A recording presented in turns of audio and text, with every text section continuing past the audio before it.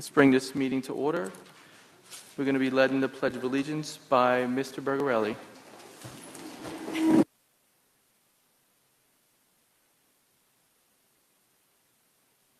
Of the United States of America, and to the republic for which it stands, one nation, under God, indivisible, with liberty and justice for all.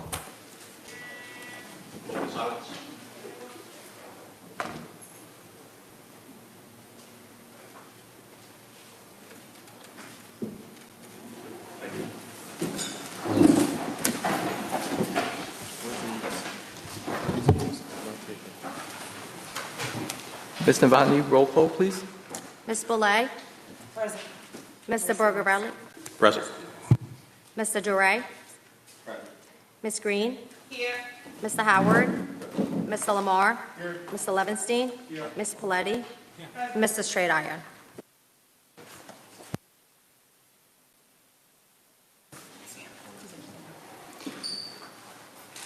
Be it resolved that the Board of Education hereby recesses into executive session for the following purpose.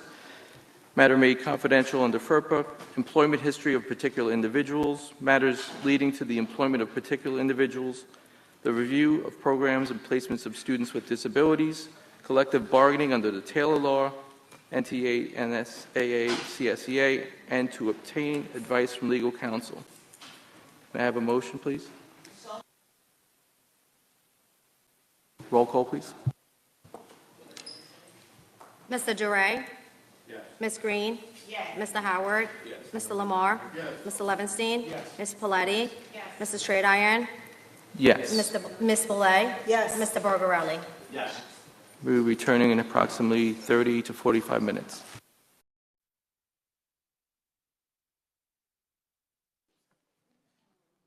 Sorry, it took a little too long. We are in the public comment on agenda items. It's a 30-minute segment. We have 5 minutes time allotted. Please, when you come to the microphone, state your name, address, and the agenda item that you are speaking on. Mr. Howard. Yeah, Mr. President, in light of the public being here, and I see kids in the audience, I would like for the board to combine number 3 and 14 so that we can allow the parents who have waited an extra hour and a half for executive session to allow them to speak right after the agenda item so that we can give them opportunity to go home, get with the kids, and get the kids ready for tomorrow. So I would like to make a motion that we bring 3 and 14 and combine together. I would second that motion.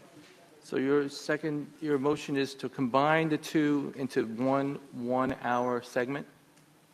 Yes, Mr. Said yes, Mr. President. What did you?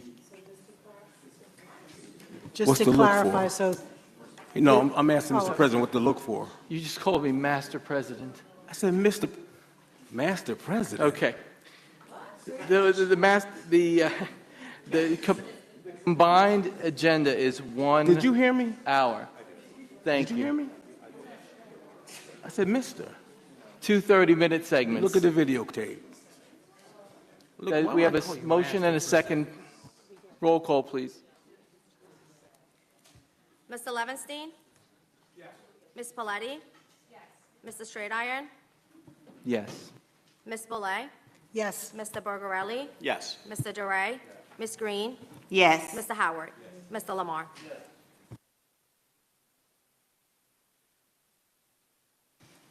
First name on the agenda items is Mr. Ray Harvey.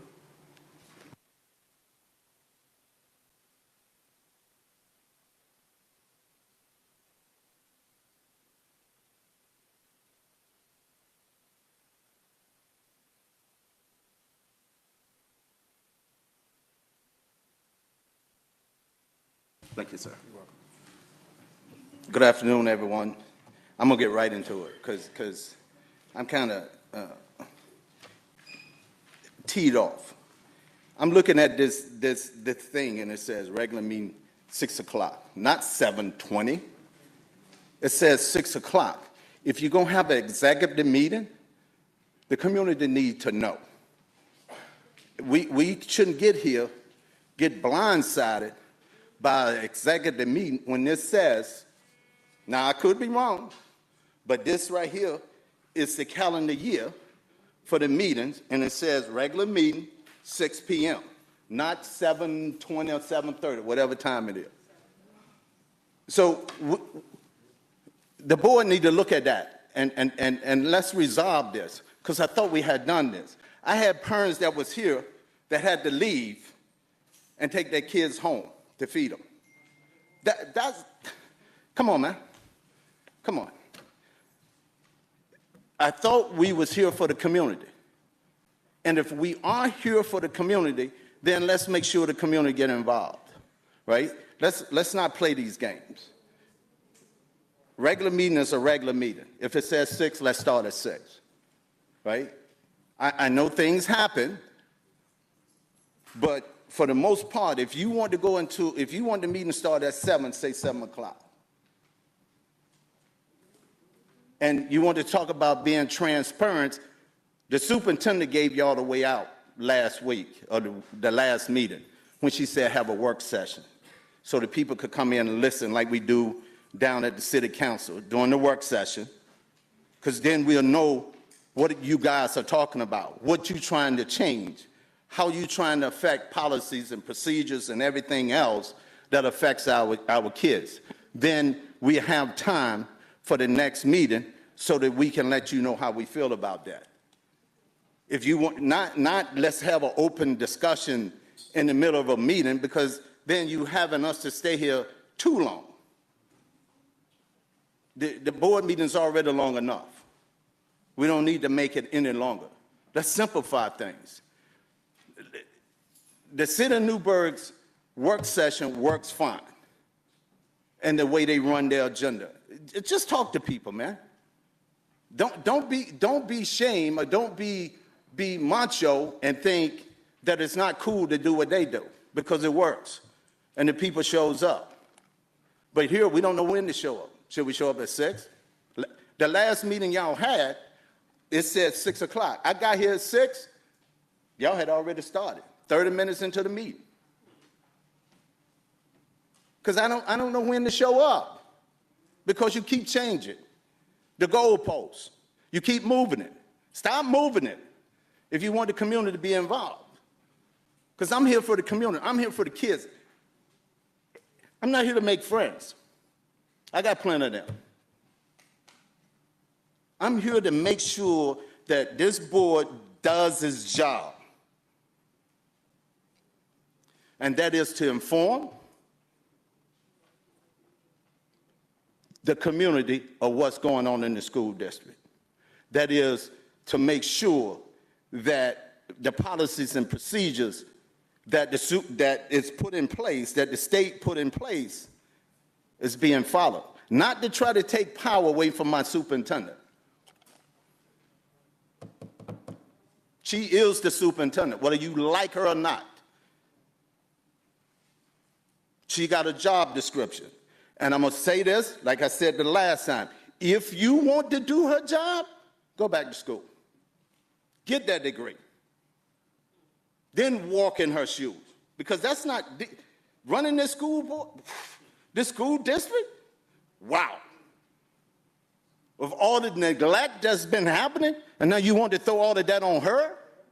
That's not fair. That's not fair to her. That's not fair to the community. Because we ain't stupid. We know how long this been going on.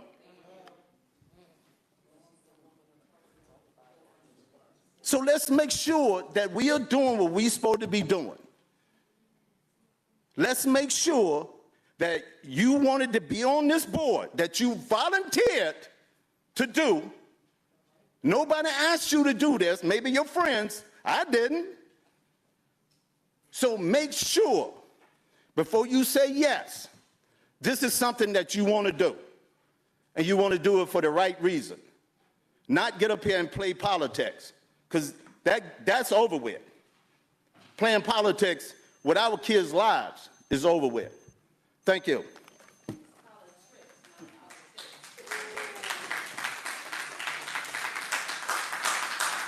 Ms. Letitia Paletti.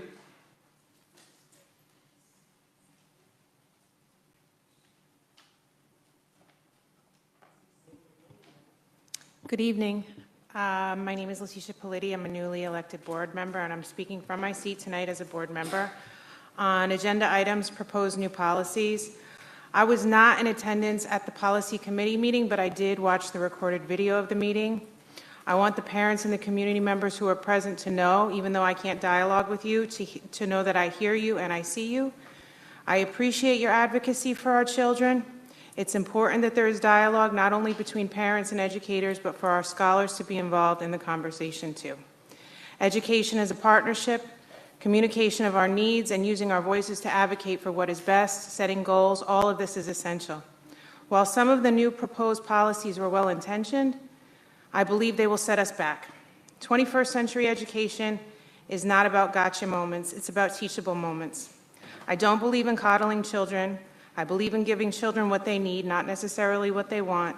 I do believe in holding every scholar to high standards, but those standards have to be within reach, and what is within one child's reach may not be obtainable for another.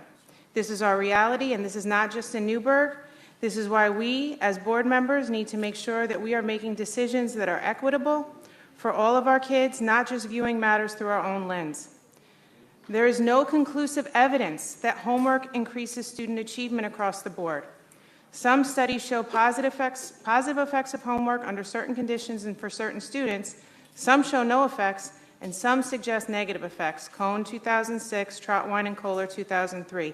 This is especially true at the elementary level. It furthers the divide between our disadvantaged students and their peers. I believe that the current policy addresses this with the 5% weight, and changing the weight to up to 25% is archaic. Even if the suggested method of giving credit for completion is used, it doesn't work. With a class load at the secondary level of 150 students, there is no way that each assignment is being checked thoroughly to inform instruction.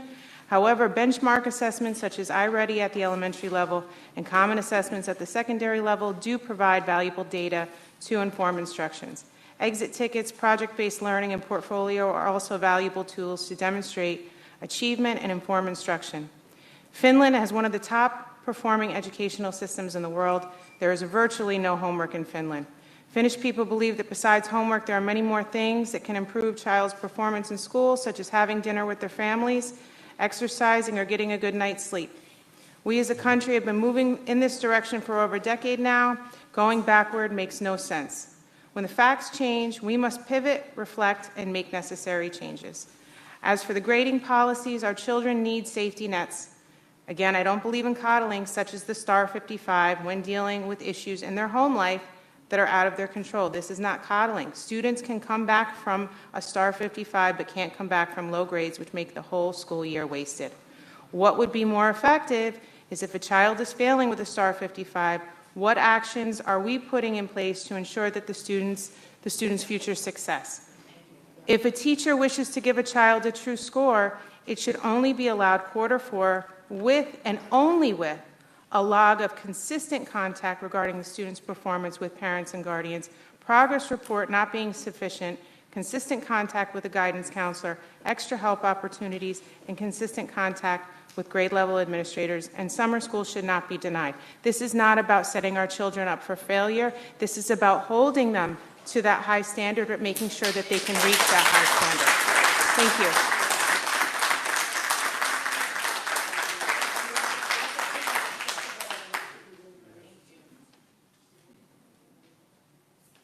Ms. Sade Burks.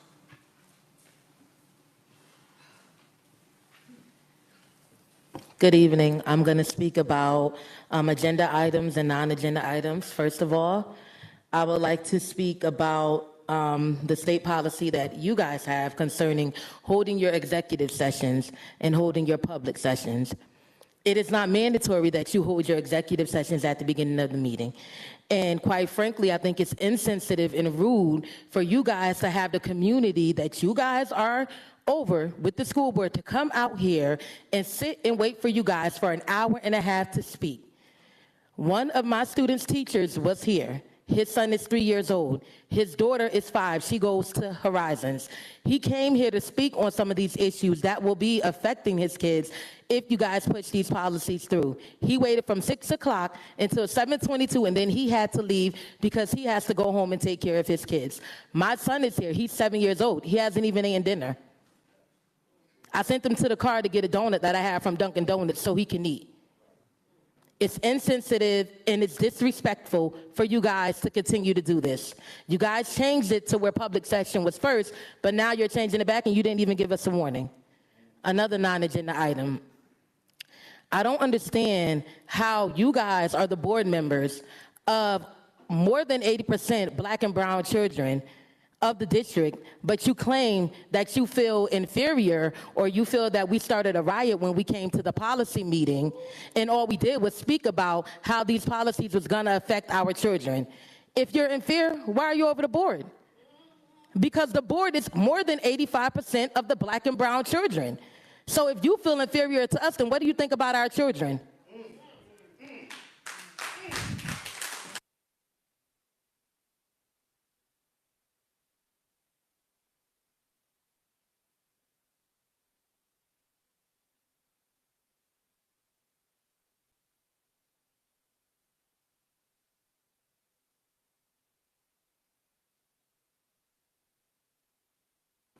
Thank you.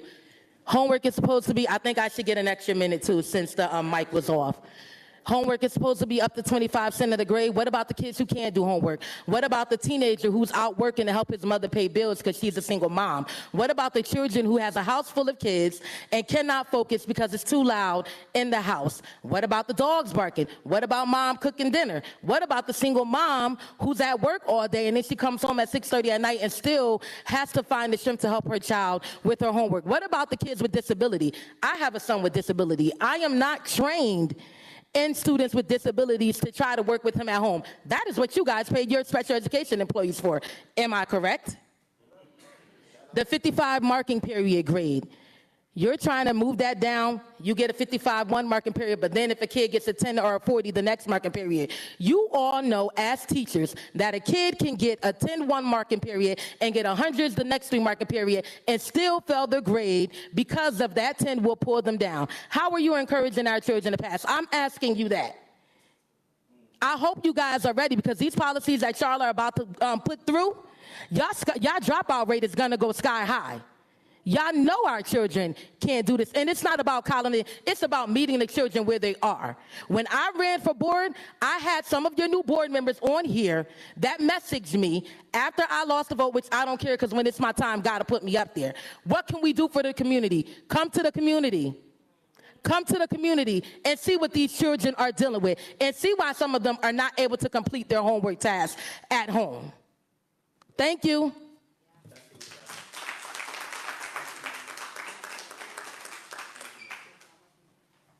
Mr. Omari Shakur.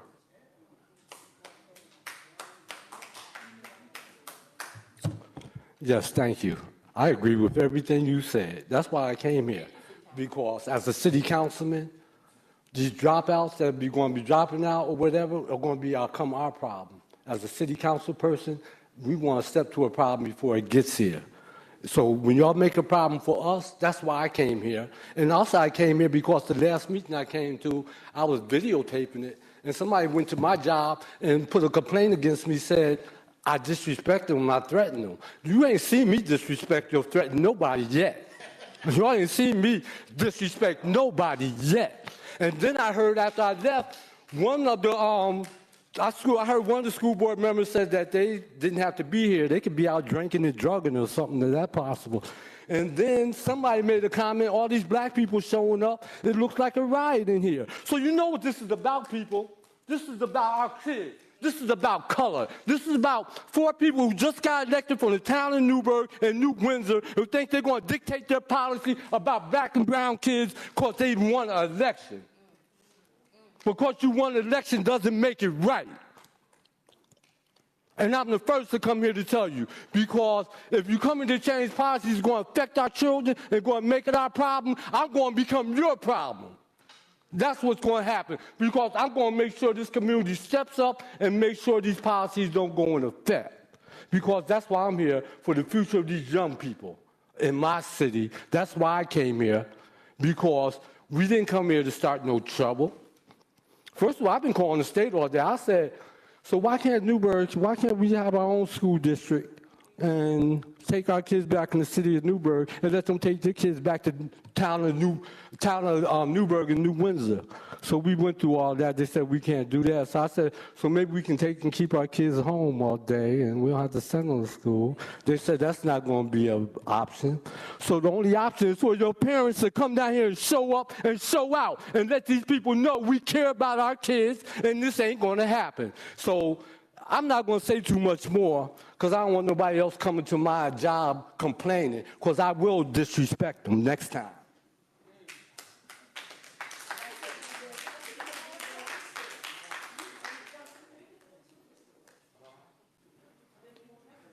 Andre Niles.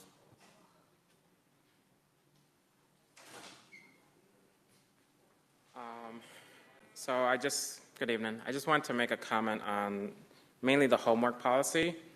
I'm not sure why this new policy needs to be changed from the 5% to 25%.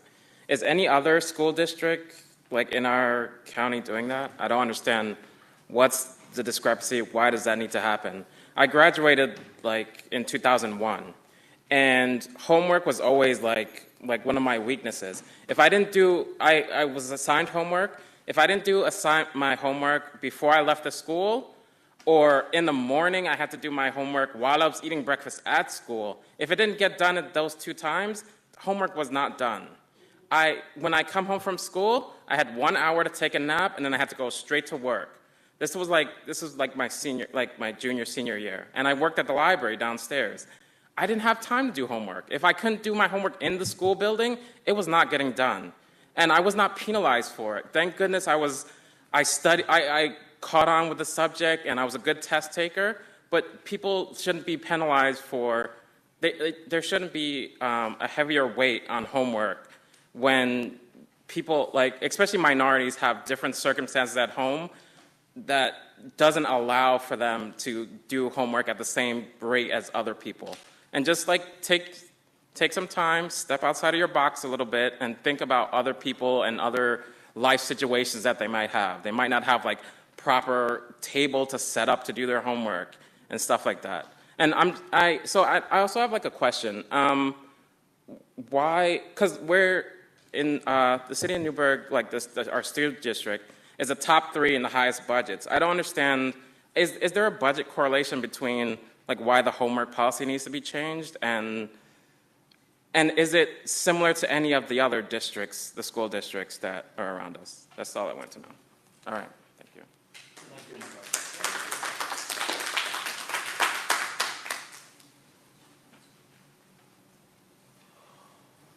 Ray Hamilton.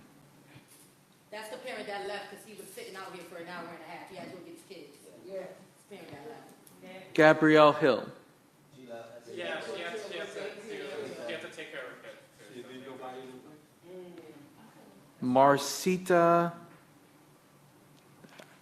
I can't read the last name, starts with an S. Okay. She's not here.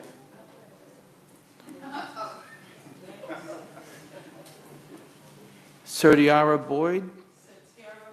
Sotiara Boyd.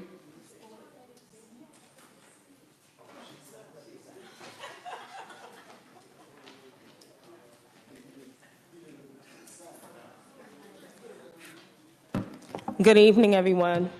Some people know me, some may not. That's new on the board. The first thing I want to bring up is when you see people of color, black and brown, and they form together and they're voicing their opinions, that's not a riot. That's a peaceful march or spoken group that are concerned. It's funny how we're called rioters when we are speaking the truth, when we're speaking passionate about what we truly know and feel. So just to get that off the table. Secondly, we are revisiting this back and forth. As we We wrote up something before in the past, and we stated that we would like for you guys to follow the New York State when it comes to executive sessions. You guys agreed with us, and you did it. Now that we have new blood on this board, what are we doing? Reverting? That's not fair. You see how many parents left. Now, this subject that I'm speaking about is a policy. And I don't care if it offends some people. I've never cared about what I speak because I speak the truth. And I'm not calling names, so please do not interrupt me. I find it funny that on our agenda, we are discussing a policy that speaks of conflict of interest.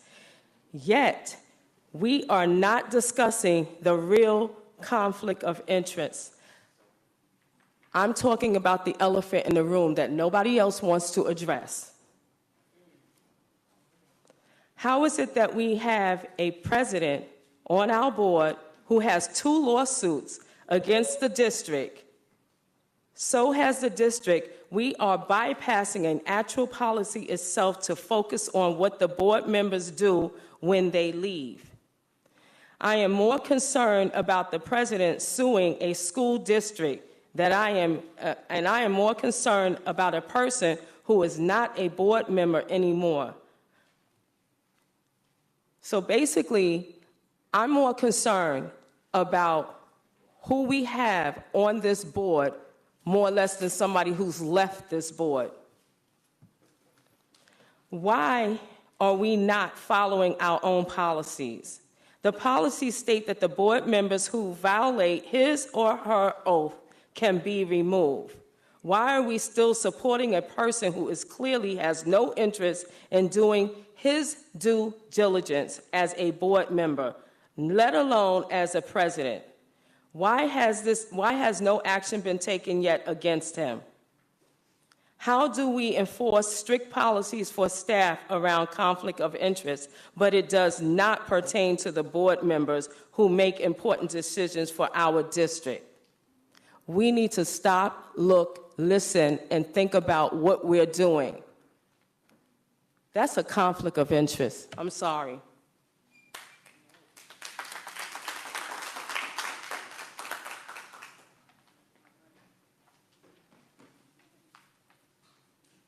Ebony Green.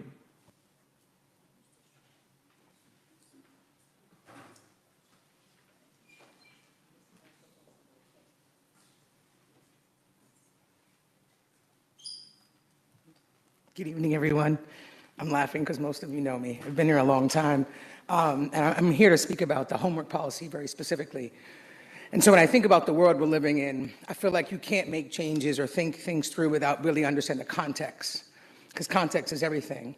And so we're living in a world where folks are literally living beyond their means, where the average family of a middle household can't afford the extras at all.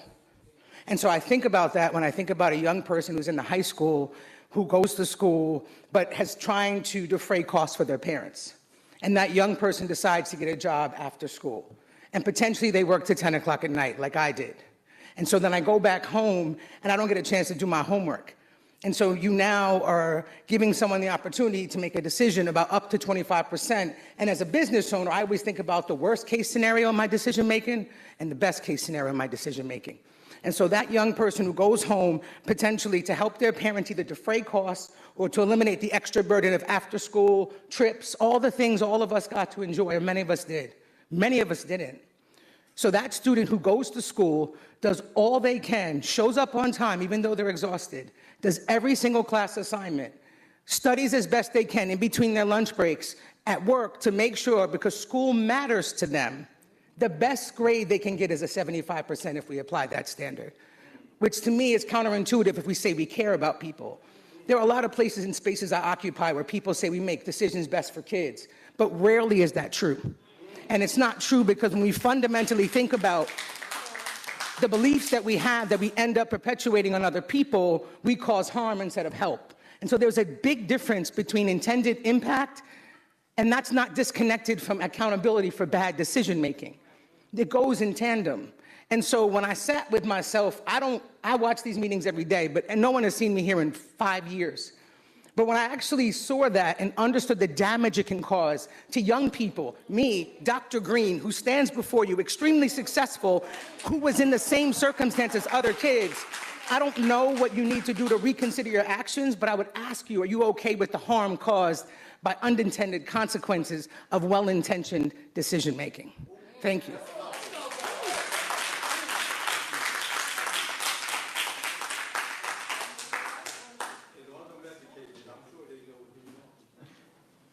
Tracy Walker? Tracy Wallace?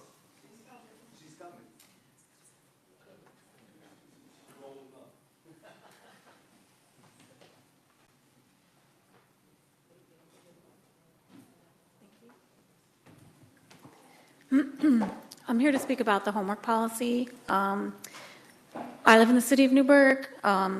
My kids, I have 4 kids, 2 teenagers and 2 little boys. And the city of Newburgh really embraced me when I came here as a single mom. And the city of Newburgh, up until even last year, my 2 boys, when we joined the Newburgh Steelers football team, really embraced us in a world that I've never known. The city of Newburgh is a really great place to raise your kids. They're really about family and community. And there's a lot of people in this room that I feel I'm closer to more than my own family that are sitting right here, sticking up for the city of Newburgh children. The homework policy I disagree with because there's a lot of extracurricular activities, including recently I sat with Mr. Kaplan at the Armory, which my kids go to on Saturdays, and saw the beautiful letter from the superintendent with the new reading program that she is now created with Mr. Kaplan. There are programs at the library that my children go to as well. There's many activities in the children of Newburgh, including sports. Sports in the community, if you have ever been to a Newburgh sport, if you have ever been to any Newburgh sport event, the Newburgh is very strong. And the Newburgh has to be strong because there's a lot of negativity that is shown on the city of Newburgh just because of what they look like. I feel that is unfair. It's an unfair advantage. They're called savage, violent. I've heard a lot of really negative words for a beautiful community that comes together very strong at these events. And if you would go to these events, which I have not seen many of you at, you can see the strength that the Newburgh has. And the strength that the Newburgh city has would be even stronger if they can attend these community events as a family, as a community, and not have to require and fight with their children to sit down to do homework when they're already sitting for 6 hours learning. Then they are required to then fight with the parents at home. I often fight with all 4 of my children to sit down. And I'm a loving mother. And a lot of parents here are loving parents, but it's a very different environment when you go home to a tired child who has been sitting for 6 hours, who has had awful bus experiences to come home to, traumatized every single day from the bus activity that is still never, I feel is never going to be fixed. There's not enough people to monitor or properly investigate the things that go on the bus. And then you want them to come home and smile and say, okay, let's open our books now. No, that's just not going to happen that way. I'd rather take my kids to the Steeler game. I'd rather go this weekend. I don't know if you heard about the basketball event in Poughkeepsie, but it was Poughkeepsie versus Newburgh, and I didn't get to go because my car, I couldn't. But what I saw on Facebook and people live, the strength that Newburgh had versus Poughkeepsie is something that, like I said, if you live in the city of Newburgh and you have the negativity from the town, New Windsor, I mean, they have darts coming at them from every which way, and they still have to be Newburgh strong. And I would appreciate if you can see Newburgh as a strength instead of negativity, because oftentimes I see negativity against people who volunteer for this community, like Mr. Shakur, who sticks up for people in this community. When I need something done, he's the first person that I call. I am white in a wheelchair. I can't run. Am I afraid of him? He comes to my community all the time. I also spoke at that same committee meeting. I didn't get anything against myself. I didn't say anything to the committee. Did you feel threatened by me? Because he said the same things that I was saying. He just has a bigger strength because he has been through more than what I've been through. I have never been in his shoes, and you have never been in his shoes. So I feel it is unfair to you to change policies for people that you have never been in their shoes. You have never had to have the strength that they have to raise their kids. You have never had the strength for their grandparents. Mr. Howard's mother, I speak to her all the time. She is a great strength and power to this community. Have you ever had a conversation with her? Because you should. You should have conversations with a lot of them to see that this is not about policies and numbers and statistics. Maybe you want to reflect on yourself and say, oh, well, that's not the way it's going to work. The way it's going to work is to bring the community together. And to bring the community together, I think you should really look to the library and to the superintendent for strength. I don't think you should look for yourselves to change policies that can cripple the community, especially the athletics department. From the athletics department to change those policies as well is going to cripple the athletes from being able to, again, form strengths and communities that can build upon their characters so they can do the homework, so they can go to school, so they can do all that. But you're crippling the community by changing these policies. Thank you.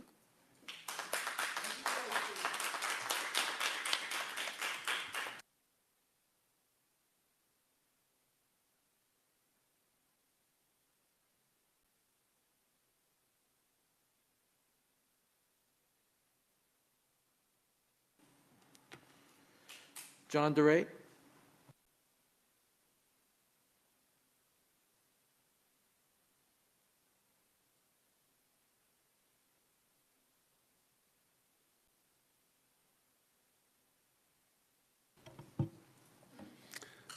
Good evening, board members, Superintendent Dr. Manning Campbell, and the executive staff of the district. I'm speaking tonight from this part of the auditorium as a community member. During the last few meetings, I've observed the now president of the school board make a variety of statements and claims from this podium. Some were laced with a combination of anger and rudeness. The board president does not like being treated unfairly. Sadly, his recent actions demonstrate he has no trouble treating others unfairly. I've watched as the president pushed the board up to the edge of slander charges as he tried to prevent a local, long-term, reputable busing contractor from being awarded a contract due to his personal experience with two of their employees.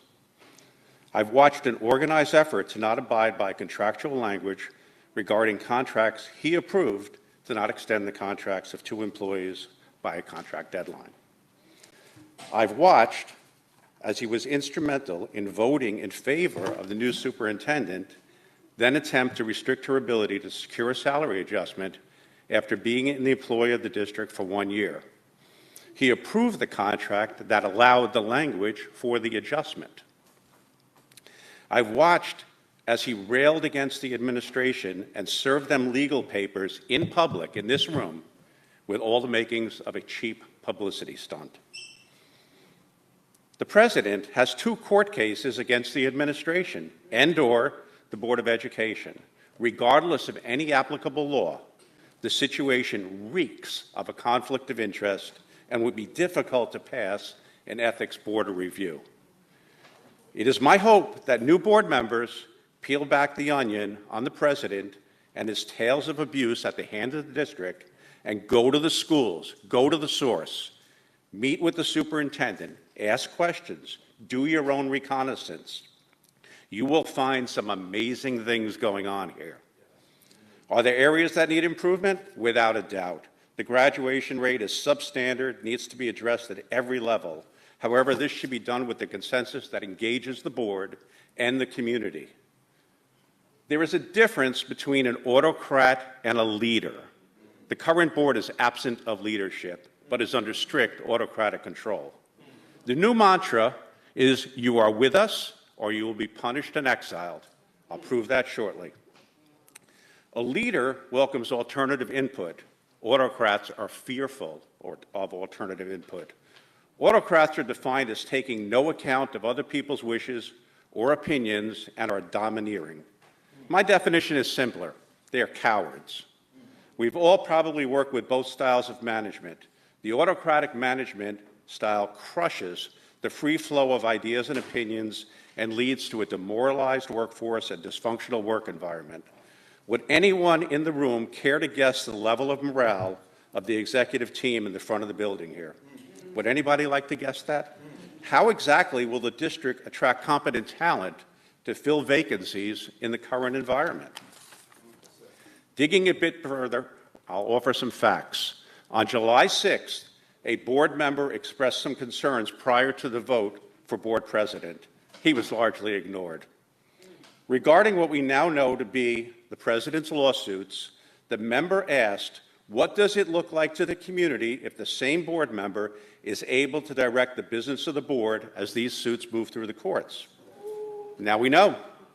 Within 1 hour of that question being raised, the president summarily terminated the contract of the district law firm of 40-plus years that is either directly or indirectly defending the district against his lawsuits.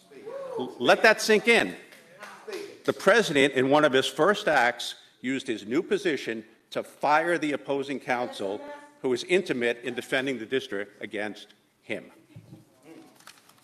Proving again his autocratic style, the president handed out committee assignments after the election. For the record, there were 9 committees with 27 seats available. Generally, each member is seated on 3 committees. In another act, attempting to marginalize those members, he gave a total of 6 seats. He also removed Mr. Howard from the Diversity Committee, a man who works with young men of color every day. This reeks of pettiness and vindictiveness. The community wanted and needed a respectful, unifying, and decisive school board president. Instead, they now have a disrespectful, vindictive, divisive schoolyard bully. Thank you, and good evening.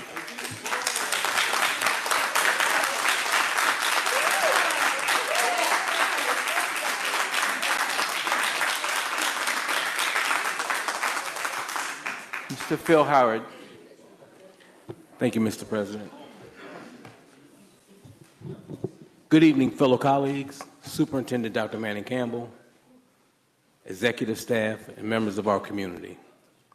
I come before you this evening with the intentions to clarify and to bring some attention to some things that have occurred recently during the board meetings, and also some behaviors that have manifested that are not simply acceptable and needs to be changed. Let me first state that this is not about Philip Howard. This is about an individual being spiteful, vengeful, without understanding how their actions have negatively impacted those in our community who are not directly in their line of fire. Or perhaps I am mistaken. Those that will be negatively impacted are the real targets of the actions. At the first meeting of the board on July 6th, our newly elected board president publicly made notice of his decisions of committees for the ensuing year, which is his prerogative. It is his prerogative. And is usually done with the intent of using all board members selectively to ensure that the appointments are uniformly and evenly spread out, usually considering the previous work on committees and availability. But this was not done.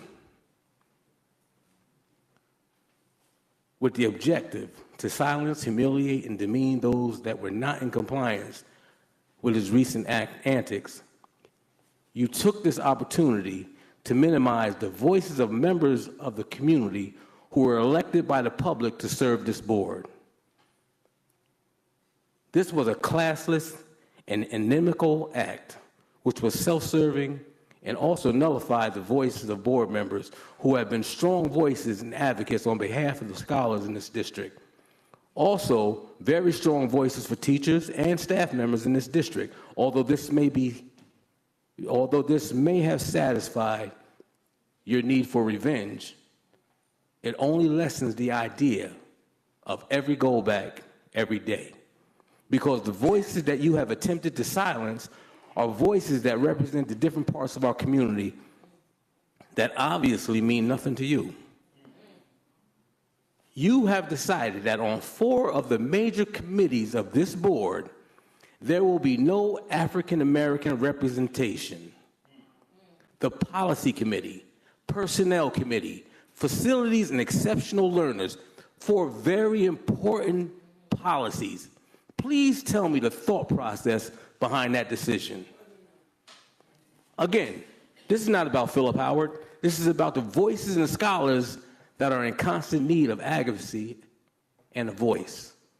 We need to look no further to what transpired at the first Policy Committee meeting last week, where policies were brought up for changes to be made that will negatively impact the lives of scholars of color and scholars from economically disadvantaged backgrounds. Not one lens of individuals who have always advocated on behalf of these scholars were a member of this committee. Purposely indeed.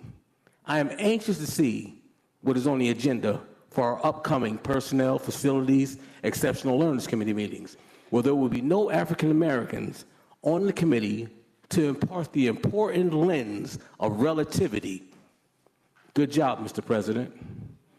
Lastly, you throw me a bone as if you were doing me a favor by putting me on a special assignment from committees working with the superintendent.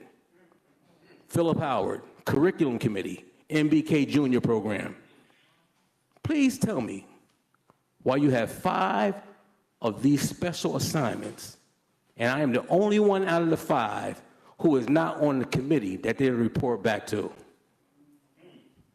I will end with this. Where are we going as a board? Are we going to get back to what is important, or are we going to continue down this path of destruction? Summer is usually a time for us all to get ready for September, the return of our scholars. How can we effectively do that when we are inundating the superintendent and her team with loads of emails, questions, and communications that take them away from this preparation? Questions that should be asked in committee meetings, not boatloads of questions that in the past went through board president to the superintendent, then to the appropriate central office member. If we do not allow them to do the work for September properly, September will be a mess. Policies were in place to avoid this kind of interaction between board members and central office. If those policies have changed, please let me know. But since we have not had that discussion, I am left to assume that this is still policies that do exist, Mr. President. Please do your job and run this board effectively and without vindictiveness to board members and the superintendent and her staff or scholars and community. Our scholars and communities deserve better. God bless us all. Thank you.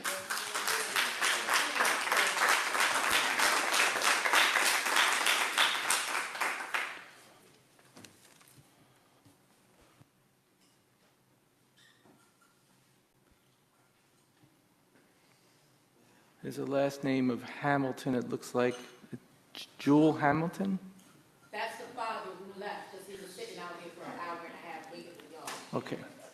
That was Ray Hamilton from last time, so. Hi, I'm going to take her place. How are you? Thank you. My name is Starla Burtz. I'm going to speak on 3 policies: homework, athletics, and the grading, the 55.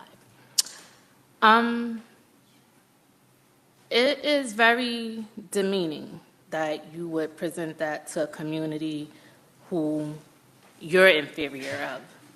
It's not enough that our color that we have no control over is a problem for you.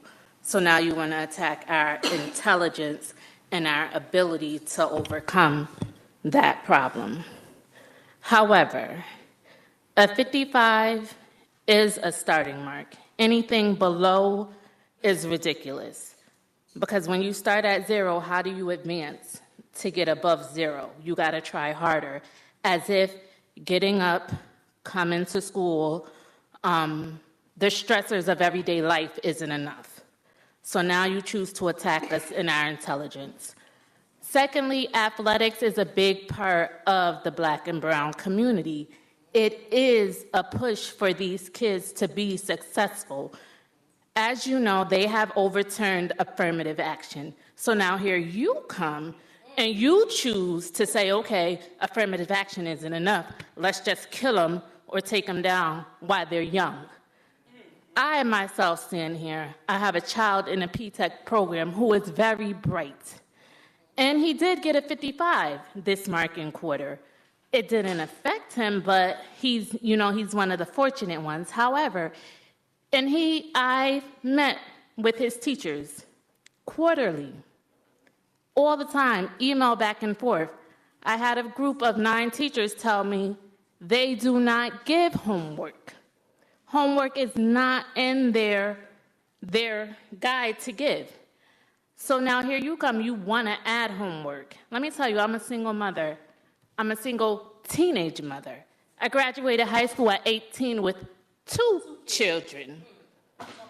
All my 2 older children graduated. One chose to go the GED route because the situation didn't, apply.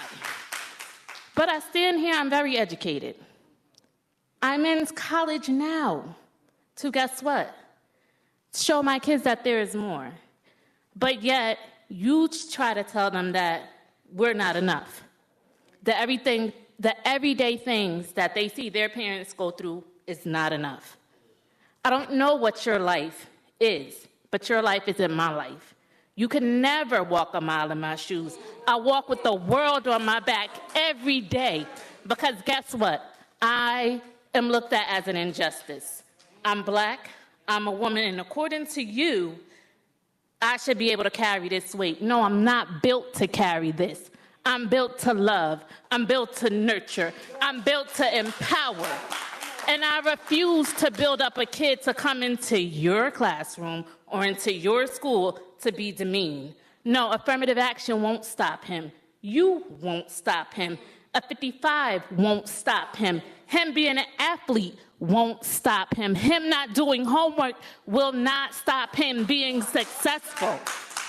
You don't come in and you do not fix what is not broken. It's not broken. It's only broken because now it just boosts up this black and brown community that you are so inferior of.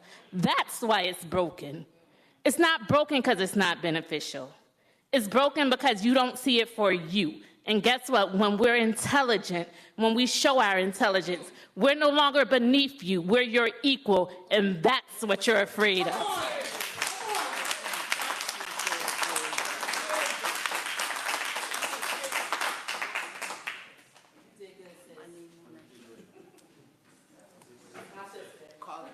Called Johnson. Carla Johnson. So I want to tell you a story, right? I was born 1976, 2 pounds, 3 ounces, shaking on these machines because I was addicted to heroin. And I come so far. And when I was in school, they used to say that I was mentally retarded because my parents were drug addicts. I made it. I got out the hospital. Look at me now. I feel that in this community that I moved here in 2012, and I didn't have kids in the school district. And then I had a child, and I used to say, well, what school is good here? What school is great? And then I found a school that I thought was a great school, and I put my child in it.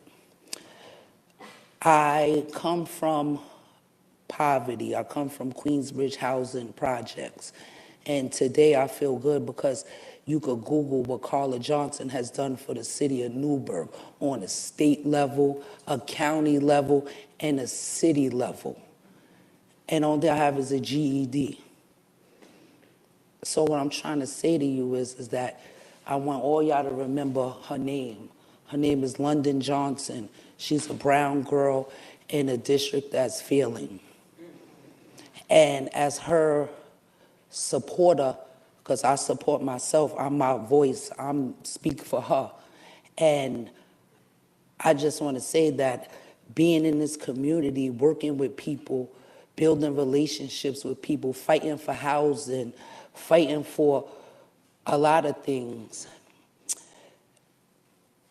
Education was my second fight. Housing was my first fight. My first fight for housing is, why is that my first fight? Is because a child has to have a good night's sleep. Breakfast in the morning, kiss that night, don't let the bed bugs bite. And then they go to school to get what they need. That's how they all should start off. Well, unfortunately, I know about 30, 40, 50 people who don't even have a kitchen table to eat at. I give them referrals to outside of the community so that they could get a table just to eat on. So you imagine if they don't have a table to eat on, they don't have a table to do homework on. Don't do this to these kids. I'm not born and raised here. I went from special education. I went to an all-girls school, a 600 school, and then I started doing John Brown High School. Had 2 classes in John Brown. I transitioned back into the regular school district because I was angry. My mom was a heroin user. I was abused. So when I got to school, it wasn't that I was retarded. I just had issues. And because of my home issues, you know, whenever go on in your house, you can't tell it. Because the teacher gonna call BCW on you and you gonna get taken away. So I tell my daughter in my house, whatever you see, whatever you hear, certain things you keep to yourself, but for the most part, you always be honest and you tell the truth. And I have to set an example by coming here for her. She's behind. I asked y'all to switch her school, and y'all did. At the end of the semester, which was crazy, but I kept her where she was at, and she's going to start a new school in September because I want her to be great. The reason why I want her to be great is because she's a little overweight, she's brown, she has rough hair, and people take advantage of that. People are mean to black and brown kids. Look at the people y'all gave paid vacation to that talked about one of the young girls' braids on the floor. My 8-year-old said, Mommy, I don't want to wear braids no more because I don't want nobody to do that to me. And she said, but Mr. Markowitz, he would never do that to students in his class, and he's from Horizon. The kids are seeing what's going on. They're questioning us. When my daughter leaves school, my daughter leaves home, that's her mother right there. You see the assistant principal? She's in charge of my child. So I want her to take care of my child like I would take care of my child if she was home. I just think that y'all should give them a chance. They're already living in terrible living conditions. Some are living in shelters all the way in Middletown, got to get up at 4 in the morning just to make sure their kid is at school at 9:15 or 8:30. So the kid is waking up 4 in the morning, 4, 5, 6. School don't start until 8. Now they tired. They're hungry. Give them a chance, guys. Please just do what's right. Y'all, some of y'all not from this community. I'm not neither. But if you Google what I have done for the community, it's a start.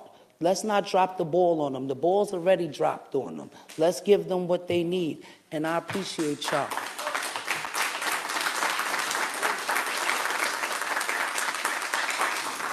Would anyone else like to speak on non-agenda items? Thank you. We have one more person. Good evening, everybody. I wasn't going to say anything at all tonight, but then after sitting and listening about the policy that you're trying to put in place for these kids in the homework, it reminded me of my child, my boy that grew up in Newburgh School District that had an IEP, and I went back and forth many times with special education to try to get him the help he needed, and it was very difficult. We came from a good background. Our parents, a 2-parent household, work with us. All my siblings have degrees. My son struggled. My son had ADHD. Even to get the teachers to abide by what was in the IEP was extremely difficult. I heard things like, well, he didn't want to come out of the classroom to take the test. I gave him the homework in his book bag. Didn't make it home because guess what? He has ADHD. Who knows where his book bag is at? But you have my email address, you have my phone number. There was many a nights I come home from work, we spend hours at the table. By the end of it, we're both in tears, okay? So take in consideration that it's not just disability, it's not just race, it's demands on the kids, it's socialization, it's disparity of this community. And before you start, because in my job, I try to come with a problem, but I'm also trying to come with a solution. If you were going to implement these policies, before you do that, why don't you come up with some programs or suggestions to put into place that can help these kids before you reroute everything and leave them with nothing underneath to stand on? You can't just come in and change everything when you do not have an understanding of what was here before, what is actually working and not working. Stop looking at it like nothing has been done. There have been things put into place. Be patient. Your first day on the job, you don't know everything. Take the time to know what's going on before you start, okay? Second part, this is something that's also coming from my heart.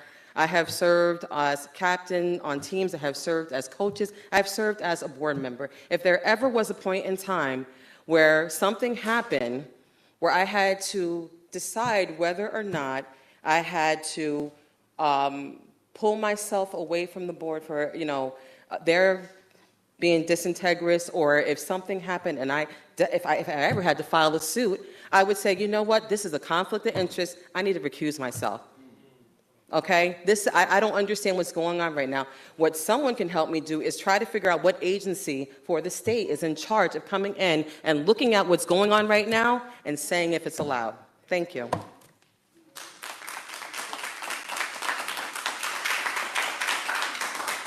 Mr. Levinstein, then Ms. Green. Thank you, Mr. President. So I just have a couple of comments for what's been going on here.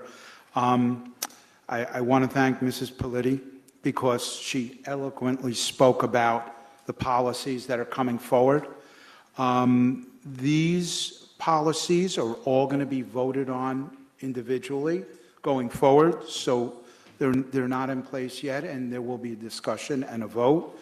I know I will, and I think others might be asking the superintendent and their team what their recommendation would be, and not just go by the recommendation of the curriculum committee. So my hope is that more of the board members around this table will be thinking a little clearly when the time comes up for the vote. I hope for that. My other question or statement is the armed city of Newburgh police that are here tonight.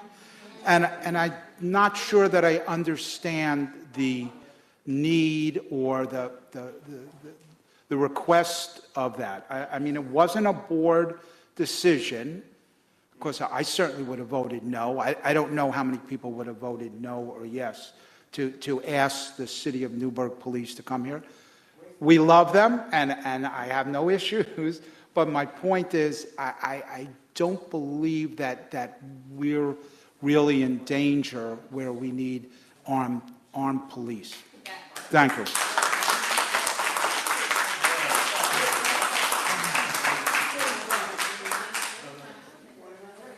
Ms. Green. Thank you. I would like to mention something about this homework policy that seems to be at the forefront.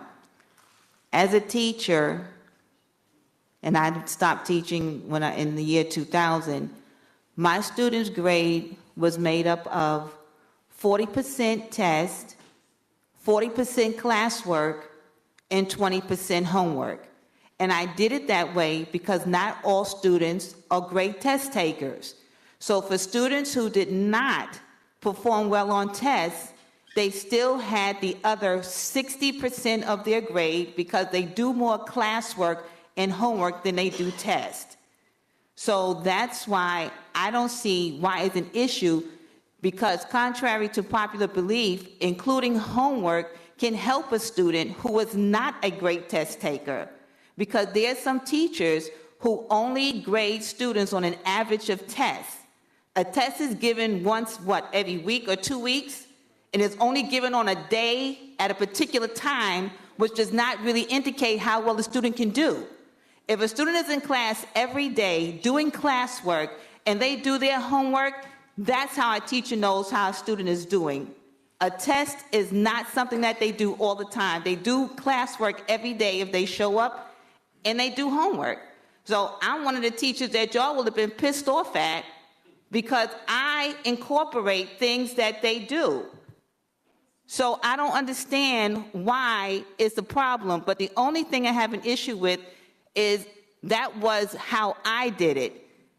It should not be a policy, because when it's a policy, you're telling the teacher what to do, and that takes the autonomy away from the teacher.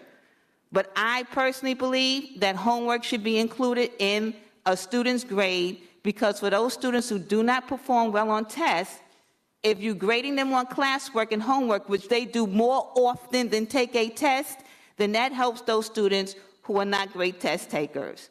But once again, it shouldn't be a policy, because that's like a rule and you're telling a teacher, you have to do this. I disagree with it being a policy, but if a teacher wants to assign homework, it should be included in the grade, because that helps students who are not great test takers. Thank you.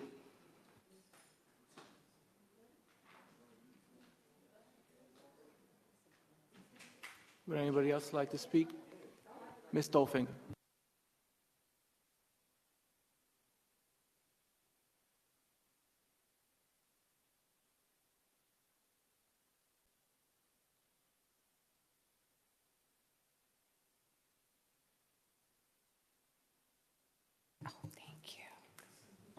I promise you I'm educated. Good evening. Thank you for allowing me to speak. My name is Sabrina Dahlfinger. I am an educator. I'm actually a National Board certified educator in special ed, exceptional needs specialist from early childhood to young adult. So I appreciate, and I'm sure that the research that was done to look at this homework policy, I'm sure you did your due diligence. However, we know that there is a lot of data out there, and just as you can make it where the policy is good for homework, there's also data that says that it just creates more inequity, right?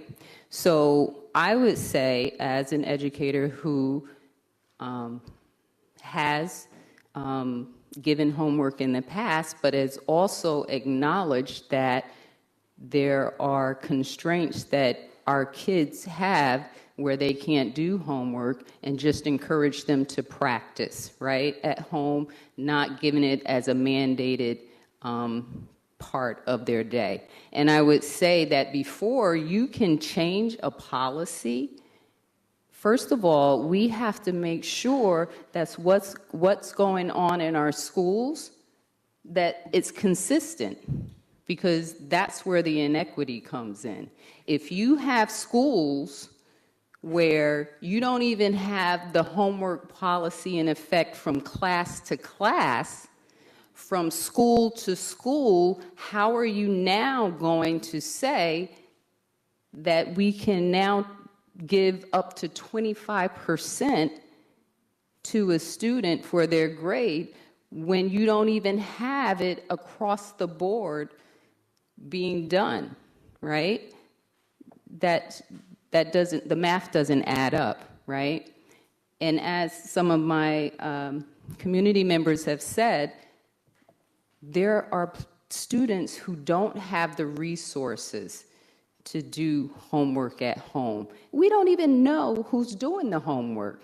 So now you're grading homework and you're not even sure if the student is doing it on their own, but you're putting it as part of their grade, right? And then you're asking teachers to make the decision as to whether or not they are going to give up to 25%. How does that not create inequity? You're going to go line by line and say this kid gets 5%, this kid gets 10%. We're going to charge this kid and say, hey, you 15%. Correct me if I'm wrong, but isn't there a lawsuit about the inequity in grading? I'm just saying, right? So we have to be mindful that before we put policies in place, as one of the community members said, we have to make sure that there are some safety nets there that will allow the kids to still be successful. You really have to look at it and invite the parents and the teachers to come in and have conversations about this, right? There's good and bad.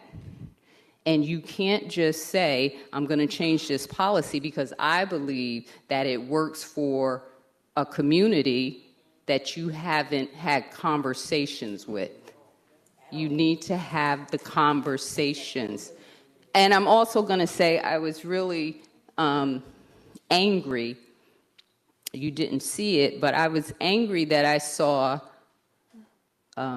3 security guards, a metal detector, and 2 police officers at this meeting tonight. If your intent is to have community members in the building, then don't make them feel like they're not invited.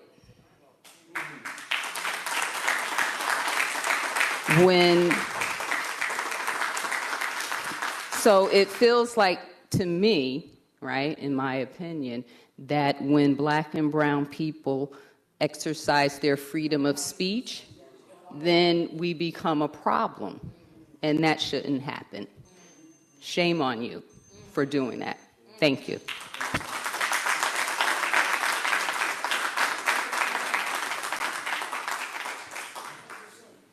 Would anybody else like to speak? Thank you. Yeah, this is the last one. That's fine. I'll be really fast. I only wanted to speak on one thing, and I'm glad that two people brought it up. Welcome to the new people. I didn't come last week, but welcome. My name is Courtney Allen. I feel that we talked about this before, about the board being tone deaf. When I walked in earlier and saw that the police officer was here, thank you for coming, by the way, whatever.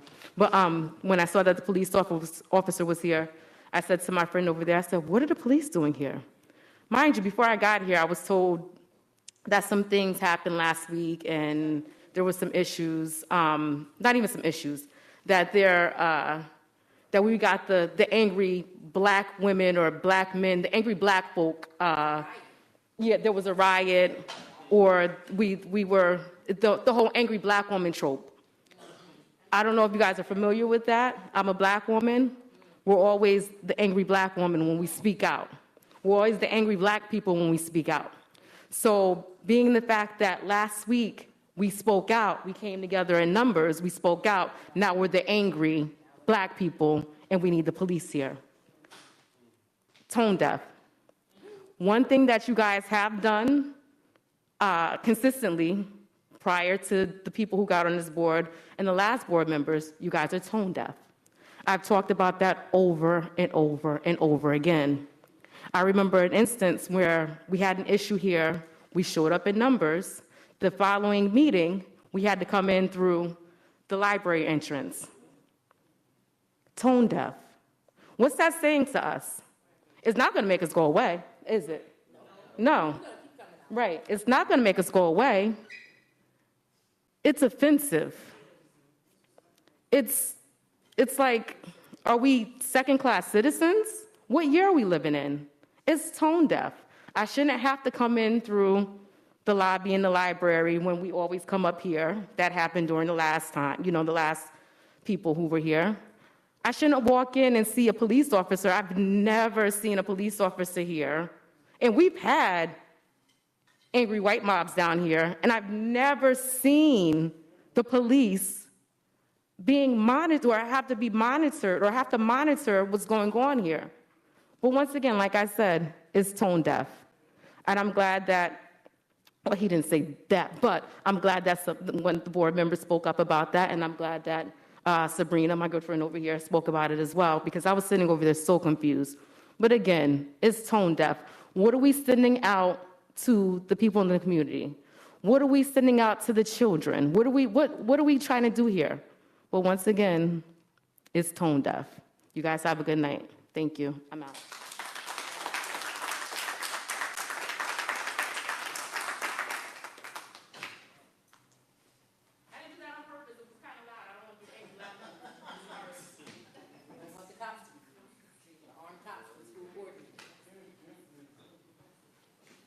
We're at the section of the meeting for Superintendent's update, item 4.1.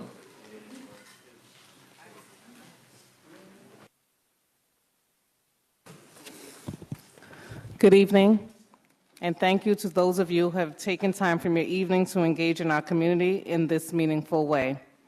Over the last few weeks, I have enjoyed getting to know our new Board of Education members, and I am hopeful for a collaborative and professional relationship as we work toward providing a quality education from each and every one of our children, every go back, every single day. Thank you.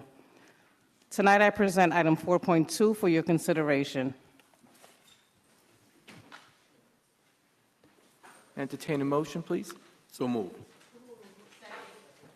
Discussion on the item. Anybody have any questions? Are we going to get a presentation of some kind, or do we have a slide? Please put up the slide.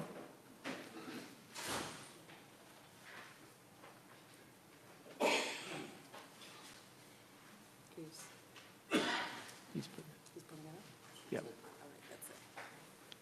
Could someone just explain exactly what the shared decision-making plan is?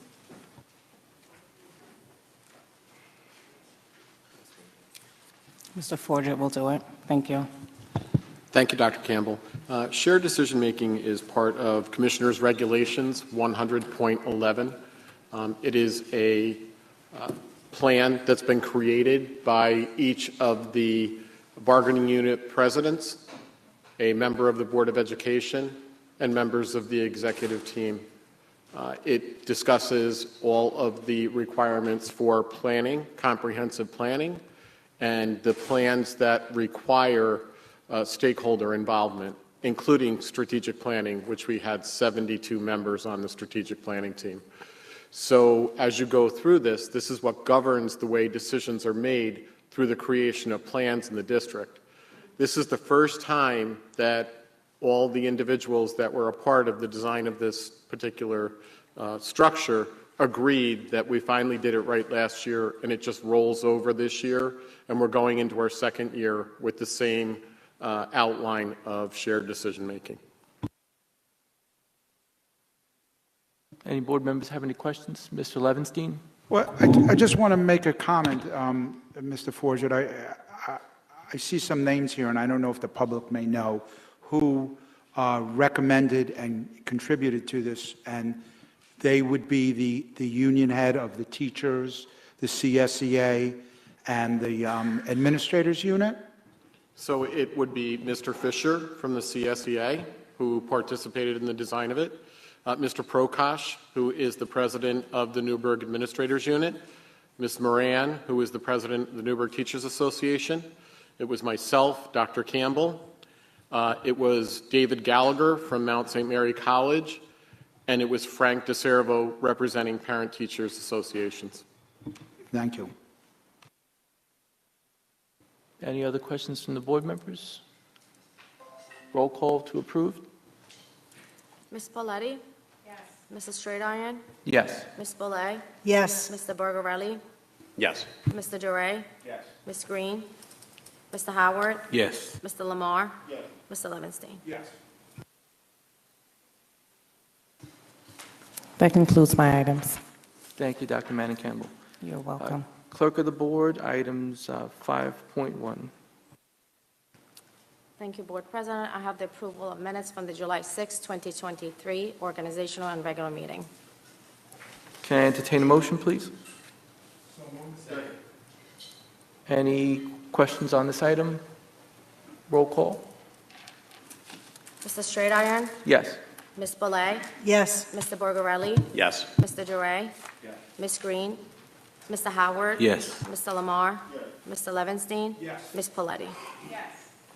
That concludes my item. Thanks, Ms. Novotny. Items for Board President. 6.1 is a consent item because it's a list of dates for the upcoming meetings. Can I have entertain a motion, please? So moved. Does anybody have any questions on the list of dates for the upcoming board meetings? I do have a question. Mr. Howard. So for subsequent meetings, are we going to have the Newburgh Police Department here? We're talking about the meeting, so I'm just curious.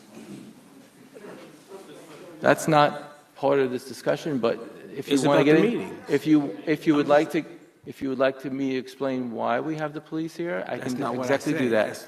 That's The not what reason I why the asked. police are here tonight is because at the last policy meeting, there was a specific comment made regarding specific members of the committee and a threat to shut down the next meeting.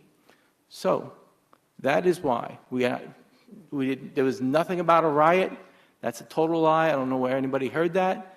Anybody that knows me wants people to speak up. I love it when you say what you have to say. I want to hear what you have to say. I want to have that conversation.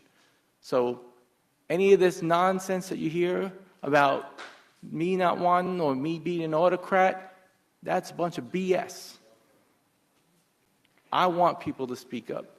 I love to hear what you have to say, and you have every right to do it, but there was a specific comment made, and I'm not going to be the one to be the president of the board that has something that, if something happened, that specific threat was made, I'm not going to be that one. If it happens for our children, I'm going to make sure that there's a police presence there. If it happens to our staff, I'm going to make sure there's police presence. It's a precautionary method.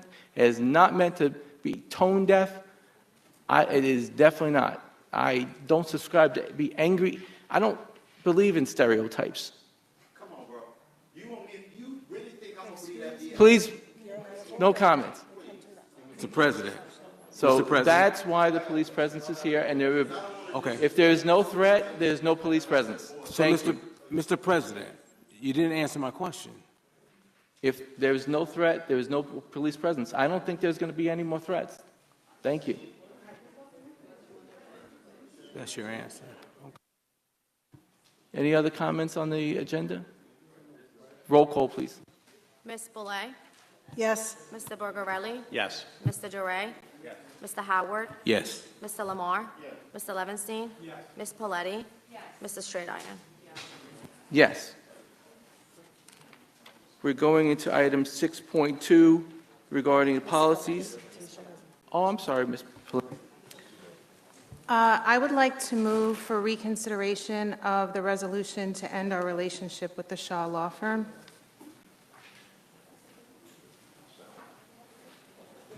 Second. What was the language that you used? I would like to move for reconsideration of the resolution to end our relationship with the Shaw Law Firm. I would like to bring that back. Do we have a second on that? Second.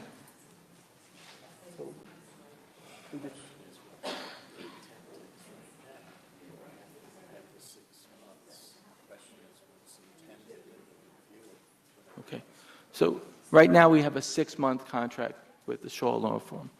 Is the intent to negate that 6-month term, or what is the intent of this at this point? Yes, to negate that 6-month term, to bring it back to reinstating a full. Okay, so we have a second and a motion. Any discussion, please? Yes, I would like to. I'm sorry. Actually, this is a vote to add it to the agenda. Okay, so we have a second and a motion to add it. Roll call, please. Then we'll have discussion. Mr. Borgarelli? We're voting to add the item that Ms. Politi is requesting to reinstate or, to reconsider the rescinding of the 12-month contract.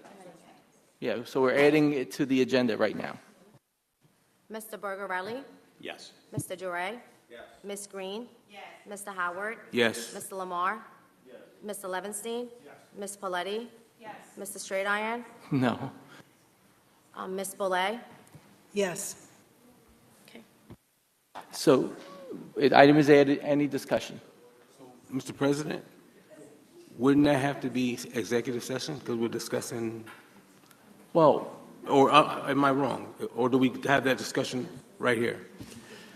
If there's a discussion, it could be an executive session, or it could be But what can be public. said out here? Pardon? What type of discussion can be had on the floor? Yes or no? Just a vote? Well, ordinarily, you wouldn't discuss about a firm or an individual That was my here, point. but this resolution is just to rescind the previous resolution with the limitation of 6 months, and then the question is, would it be the 12 months? Okay, so Madam Chair, I'd like to call a question, please.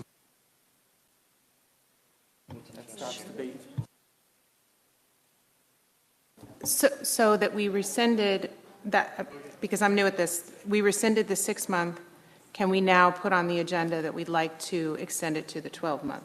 No, We didn't put on the, it's just on the table now. it's added on. So the call to question was raised. What we could do is vote to suspend. When we go back to executive session later, which we're going to go to anyway, we can come back after and vote on, we can discuss in executive session what you want to discuss, and then we can come back and vote on the item. Is that okay? Yeah, but for clarification, I didn't need any discussion. I was just curious, what could be discussed on the floor? I don't need discussion. You called the question, so I called the question. That means listen to a vote. Let's vote. That's what called the question. Mr. Shaw? Ms. Green is a question. I have a question. We just voted to add it to the agenda, right? So now that it's been added.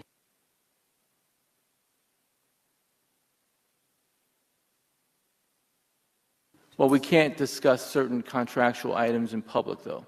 So if we vote to suspend, we can have that discussion in the executive session and then come back, because we will have another executive session, and then we can vote on it on the floor.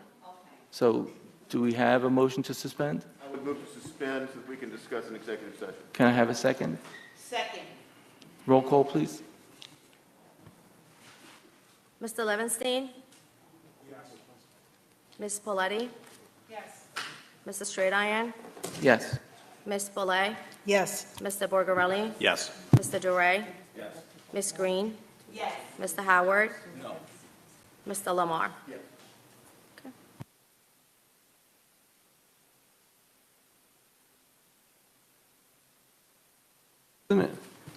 Yes, Mr. Howard. I call for the question to vote. That ends the debate. But we have to discuss the item in executive session so that we can come and vote on it in public. So you're ruling out of order my call for the question. What's that? So my call for the question, you're ruling out of order. No, I'm taking the advice from counsel saying that we need to discuss it in executive session, and we will have a vote. So that's what I'm saying. So you ruled my request out of order. There was a request to call the question. Correct. Right. For the vote. So that was a vote on rescinding the resolution that limited the term of the agreement to 6 months. Then the next question is, if you're going to vote on the 12-month agreement, will that be a discussion in executive session before it's brought out for vote? That's where it is right now. Okay. So at this point, it's voted to suspend it. We're going to go into executive session later and then come back out and vote on it. Okay. Mr. Levinstein. So a lot of times in the organizational meeting, we don't go through executive session to forward those contracts and vote on. So is it possible at this time to take Mrs. Politti's point to increase that contract to 12 months, like it is what we do every year? Can we put that for a vote here now without executive session if people, approve putting that up for a vote? The board could do that, but if there's an interest in having a discussion about it, that discussion should take place in executive session. All right, so those people couldn't vote no, and then it would be basically tabled till executive session, correct? Or if they vote yes, then the contract goes forward? There could be a motion to review the original resolution now, to vote that. If that fails and you wanted an executive session, you could then have the executive session. Mr. Howard. So can I put a motion on the floor that we go back to the original resolution and take a vote? Would the chair entertain that motion? Yes, if you have a second. The original resolution For 12 months. That would be to add that to the agenda now. That would require adding that to the agenda now. Now we're going to vote to add that to the agenda. Roll call, please. Yeah, they motioned. Mr. Howard motioned and Mr. Levinstein seconded. Ms. Green had a question, though. So we voted, just voted.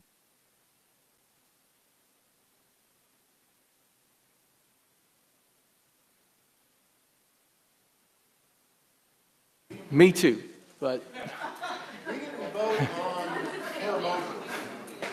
We did not vote on her motion. We voted to add her motion. Right. I think it would be better to just go to executive session with this and come back out and vote.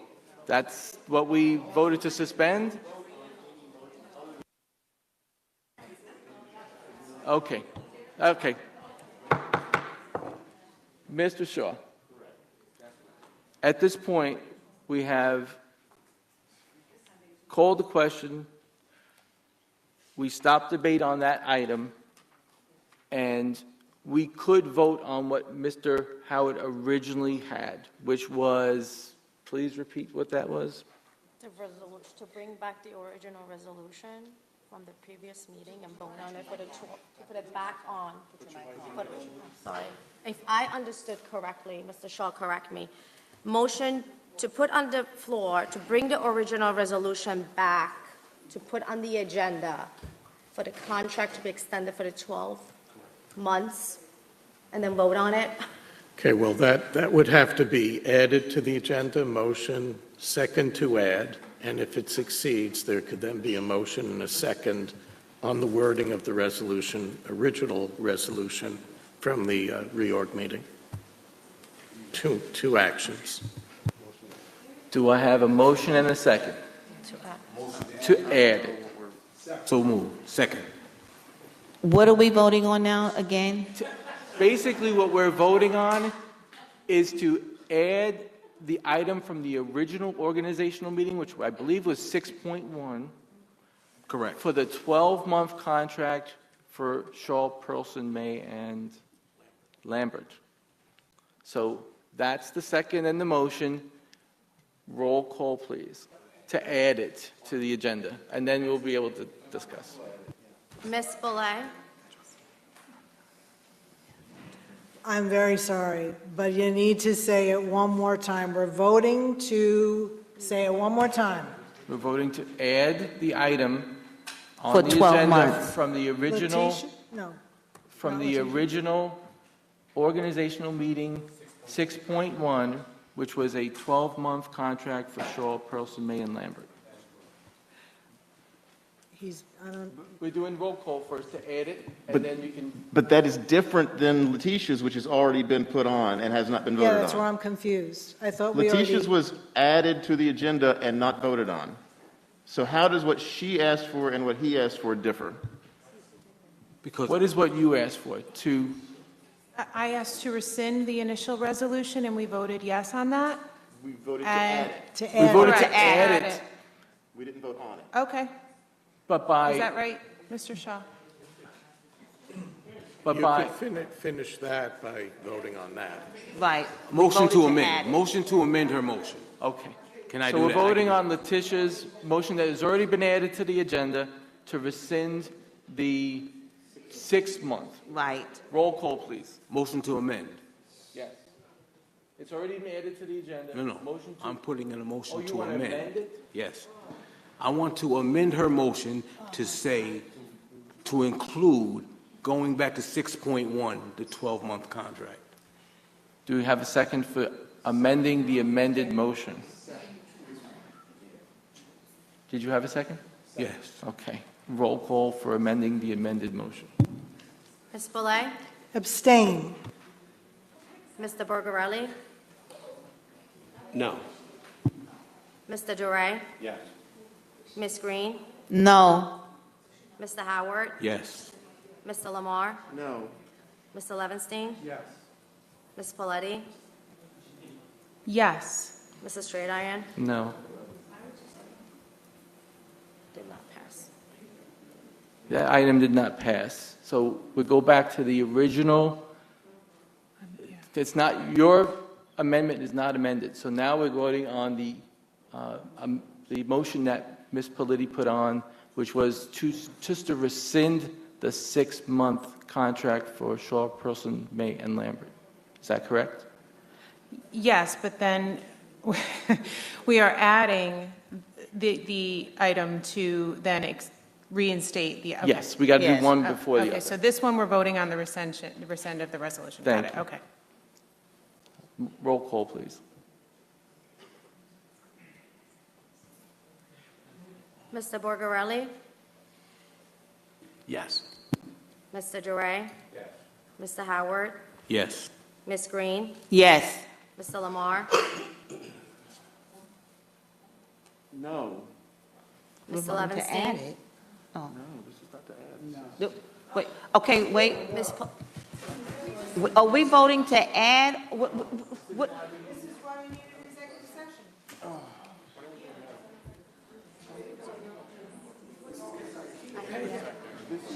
Are we voting to add? Are we Okay. voting? I make a motion that we go into executive session at this point to discuss this matter regarding contractual status, and we'll be back in 15 minutes. 15 minutes. Well, This shouldn't take okay. very long. Okay, let me ask a question. Can we vote to table this so that we can go through with our meeting so these people can go home? Can we vote to That's why I table voted this? to, that's why I wanted to thought we were suspend doing. it until later. So let's change the verbiage. Let's vote to table this We're going to vote to suspend this and come back at later time. because this is too confusing. Yeah, we didn't have a second though. Because we don't need to have a second. Make a exec- motion to suspend this item until later, and we'll come back and vote on it. Right. Roll call, please. Point of order, I'm sorry. Who was motion and second? I motioned and Mr. Moore suspended. Second. Ms. Point of Boulay- order, point of order. Yeah, no. Has there been the resolution voted to rescind the original 6 months? Okay, so right now, It was, Did it pass? no, it wasn't voted on. Okay. Wait a minute. Right. rescinded motion didn't pass. Okay. Quiet. Mr. Shaw is going to straighten this out.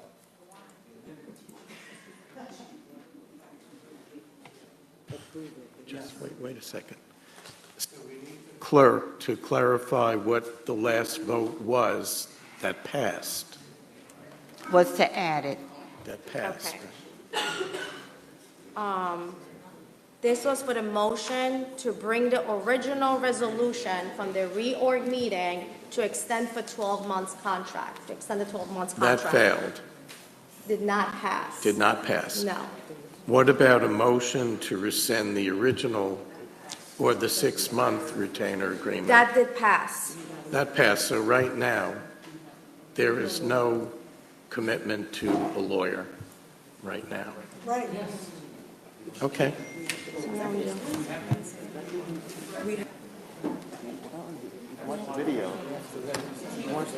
That's why we wanted to go in executive session right at the end to be able to vote on it. He's still here. The contract is signed, but right now, technically, we don't have a lawyer because this was voted to be rescinded. That's it. This is what you voted for. So we're at the point where we're suspended. Did we vote to suspend yet?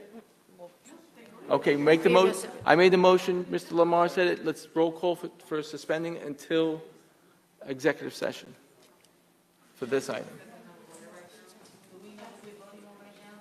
We're voting to suspend this topic and then get on with the rest of the agenda.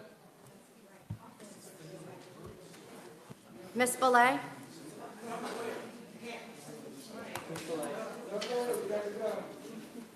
So we can't ask him a question, because he's not our lawyer right now. I didn't. We got to. Yes. Mr. Bergarelli? Yes. Mr. Duray? Ms. Green? Yes. Mr. Howard?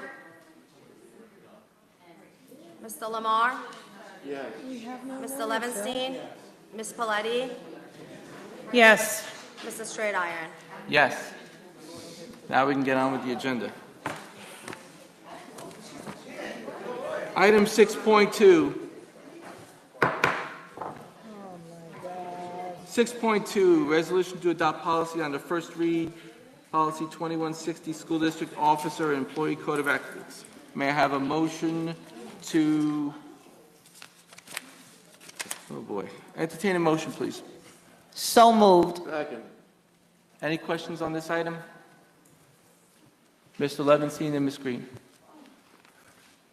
Okay, so first, let me state, I have no expectation of being offered employment by the NECSD.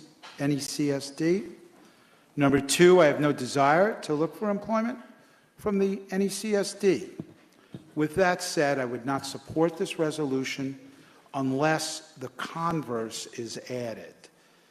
No employee or consultant of the NECSD may run for a trustee position or be appointed to a trustee position on the NECSD for 1 year after discontinuing employment with the district.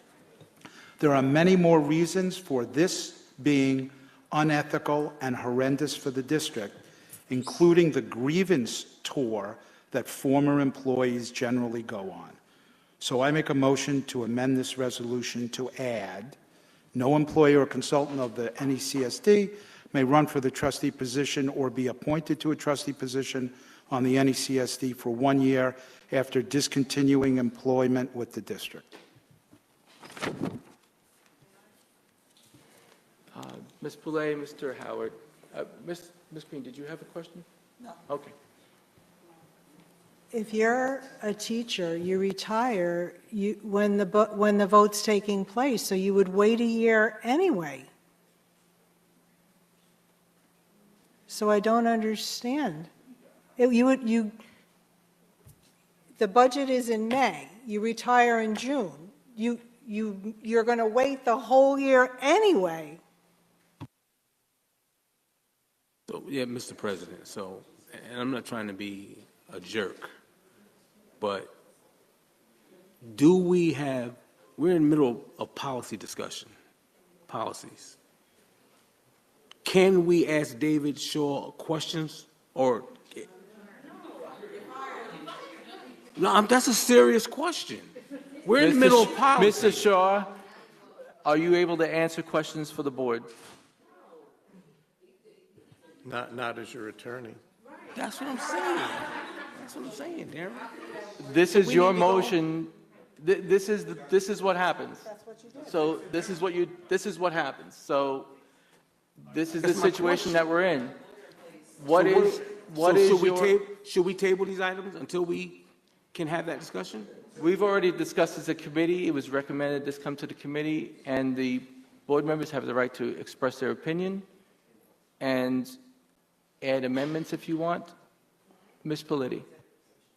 I know we want to save the public their time, but I think it's wise to go into executive session because we can't answer questions without Mr. Shaw. We go into executive session right now for the purpose of having a contract with the attorney only. So make a motion in a second, please.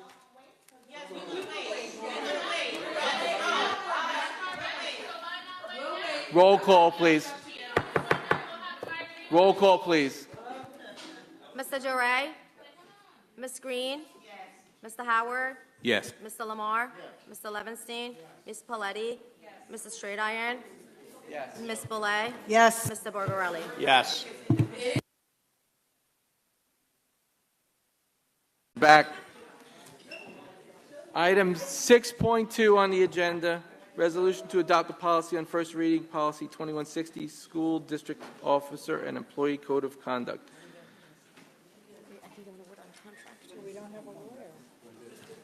We did? Oh, we have to add, I have to add it now? Okay. Yeah, true.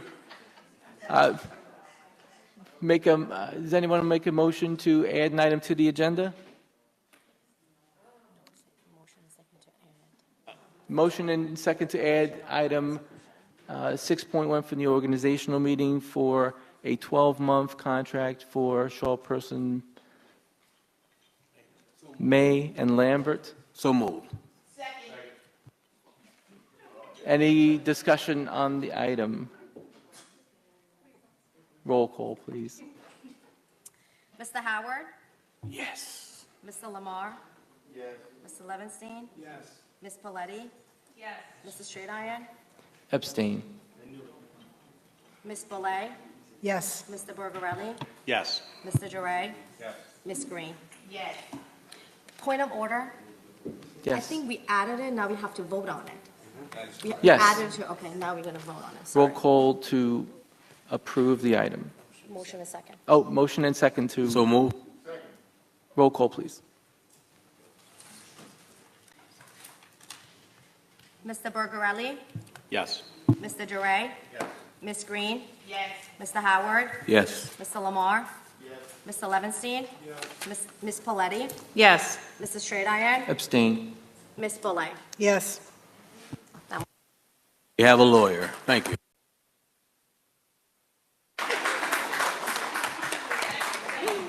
Item 6.2.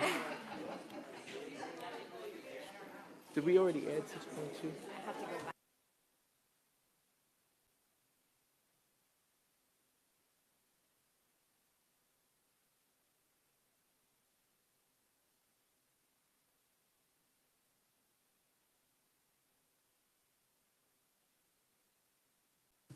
Motion, item 6.2, resolution to adopt a policy on the first reading, policy 2160, school district officer and employee code of ethics. Can I have a motion, please? Well, I made a motion on that to add to it on 6.2. Do we have a second to add? I don't. Mr. Levinstein's statement where it was no employee or consultant. Can you just read it again so we have it for the record? Sure. No employer or consultant of the NECSD may run for a trustee position or be appointed to a trustee position on the NECSD for 1 year after discontinuing employment with the district. Can I have a second, please? Can I have a second, please?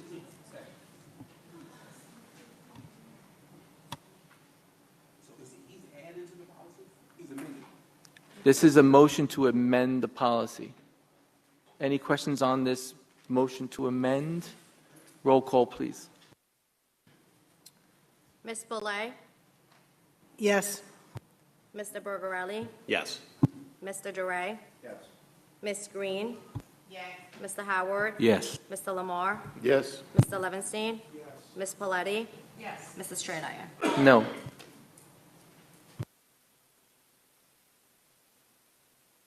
So that item is amended.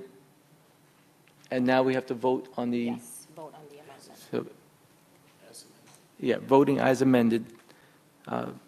Any discussion on this item? If not, roll call, please.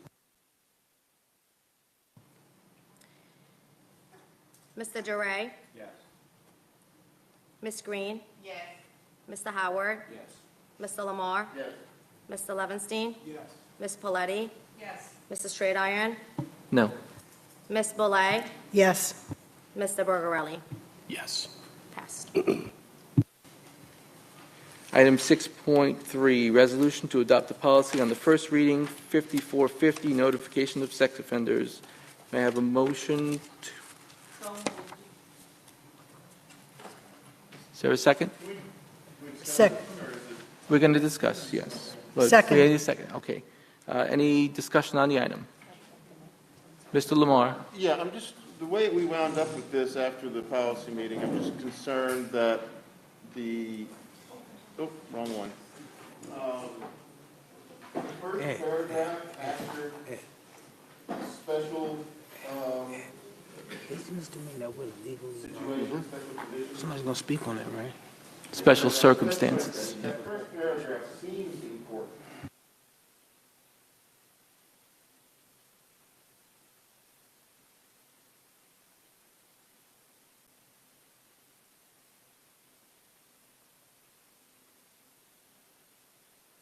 There's nothing about any effort to keep, to restrict the access, or it seems to be nothing but protection if you take that out. Am I wrong?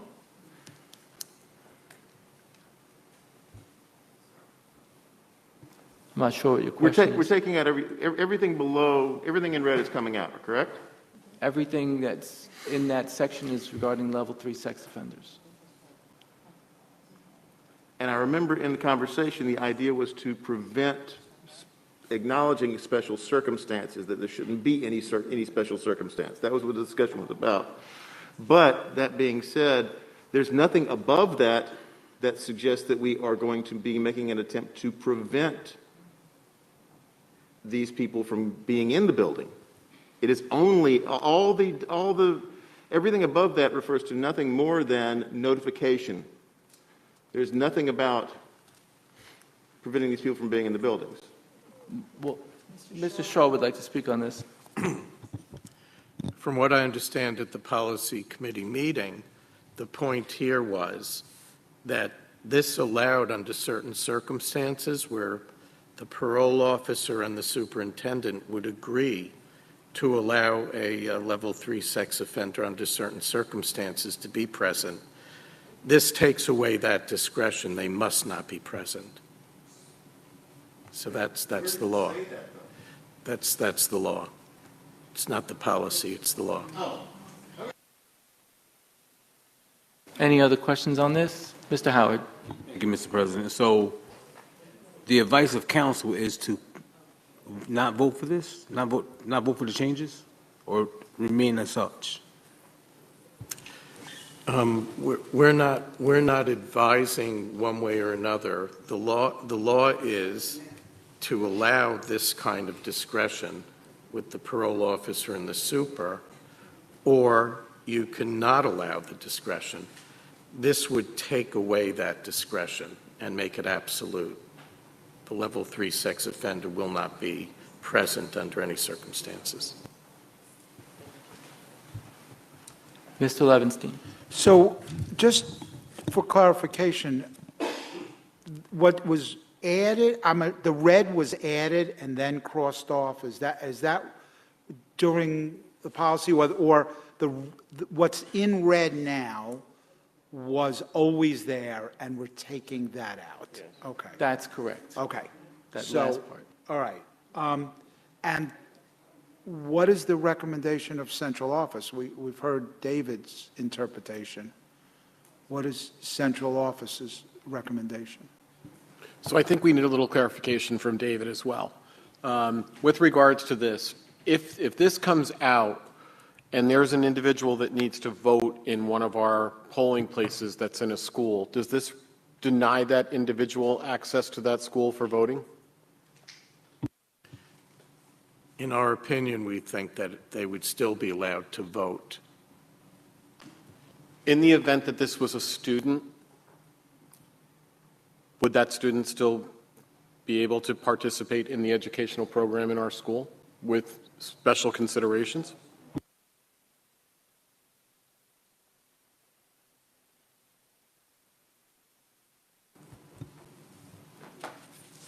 Was that a matter discussed at policy committee, and what was the discussion? I'd have to refer to the chair.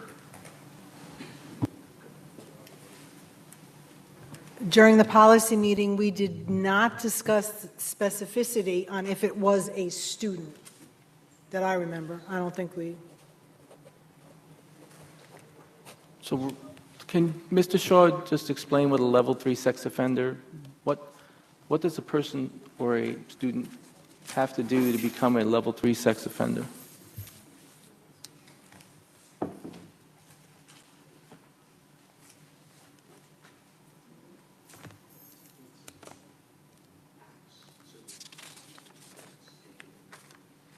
Mr. Bergarelli, do you know? I have a little insight. It's a point system, level 1, level 2, level 3. So level 3 is they accrue 110 points to that status. Certain acts give them points, anywhere from 5 to 25 points or whatever it is. So it's, you know, with someone under a certain age, with someone over a certain age, someone with a disability, how many times of the act, you know, what was our crime committed along with the act, things like that. And that's how it's calculated, 1, 2, and 3. So 3 is over 110 points. Ms. Boulay? So I did research on this before we came here. So there's 3 risk levels, level 1, level 2, level 3. Level 1 is considered low risk of a repeat offense. Level 2 is moderate risk. Level 3 is high risk of a repeat offense and a threat to public safety exists. Some of the items that would fall under level 3: aggravated sexual abuse, abusive sexual contact against a minor who has not attained the age of 13 years, involves kidnapping of a minor unless committed by a parent. So that's what this policy, the way it is right now, would allow a person like this into our schools to either work or for any other reason. Dr. Campbell. Thank you. I just wanted to ask a question. I think that was a really good question.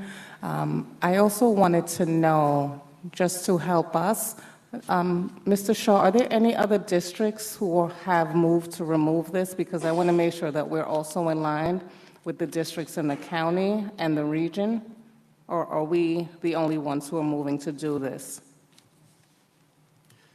I haven't reviewed the policies from every other district, so I'm not able to answer that question right now.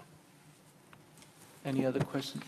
Is it, sorry, thank you. Is it also fair to, have you seen this elsewhere? I know you represent other districts. Have you seen this policy changed in your other districts that you represent?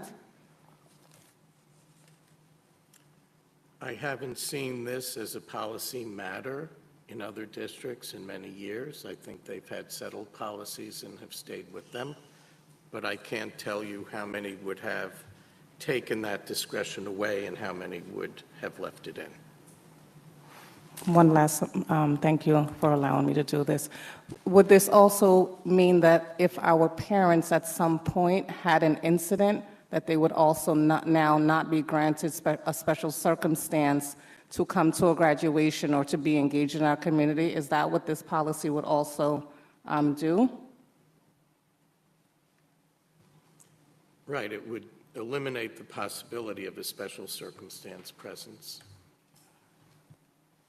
Thank you. Thank you. Mr. Howard. Thank you, Mr. President. So this is a very serious topic we're talking about.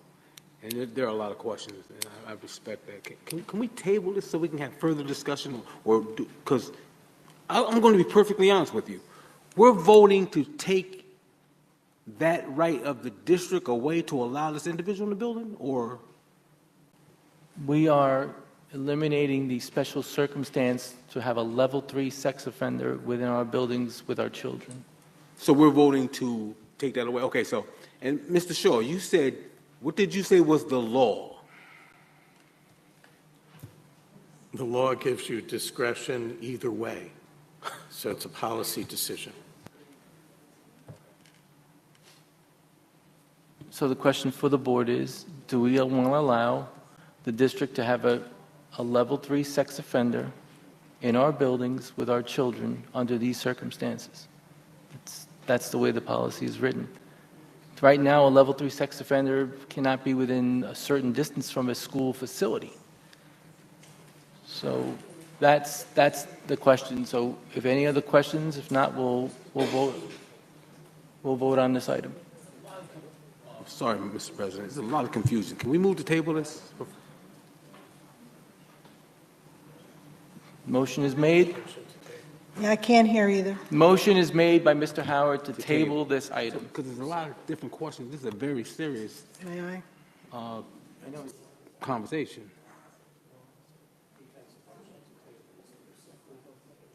Oh, there's no second for the motion to table? Second.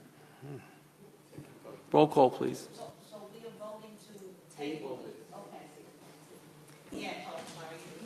Ms. Paletti? Yes. Mr. Straight Iron? No. Ms. Boulay? No. Mr. Bergarelli? Yes. Mr. Duray? Yes. Ms. Green? Yes. Mr. Howard? Yes. Mr. Lamar? Yes. Mr. Levinstein? Item 6.4, first reading policy 5201, secondary course credit. Can I have a motion, please? Yeah.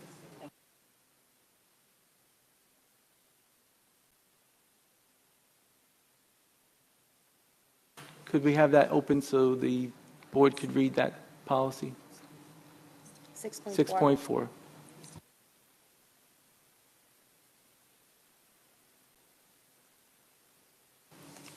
Any questions on this item?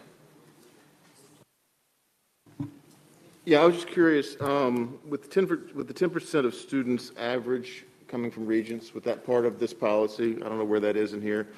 I'm just curious, throughout the week I was wondering, what is the current passing rate?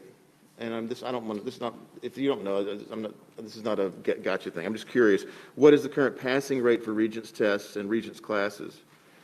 And is there a discrepancy in those two things? Mr. Forget. So let me ask, I believe you asked a question before that. Is this a change to the policy? No, well, That's what I thought I heard you say. there's a section in here referring to the Regents test counting as 10% of the student's final grade. Correct. Knowing that is what's part of this thing, I'm curious to know how that's going to impact how many students. How many students that are passing the Regents classes are failing the Regents test, and therefore failing that Regents test is going to cause them difficulty moving forward. It's different depending upon the Regents exam, and we can get to that data. But I do want to mention that this is not the recommendation of the State Education Department. This is not the recommendation of Dr. Manning Campbell or myself to use a Regents exam in this purpose.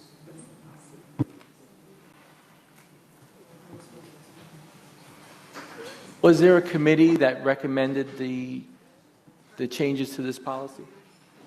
Ms. Boulay. All right, so just from some background. Oh, it's not on? It is on. I've got it on this time. So prior board agreed, I don't know the details, but they agreed to have the NTA be part of a fact-finding on 3 particular policies. This is one of those 3 policies. So what you basically see in red, to my understanding, is that recommendation of that team as to what they believed they wanted to have happen. To that, during the policy meeting, we brought up for discussion here tonight a couple of other items. So that's the background. So this is a giant, the changes look huge. There's a lot of them.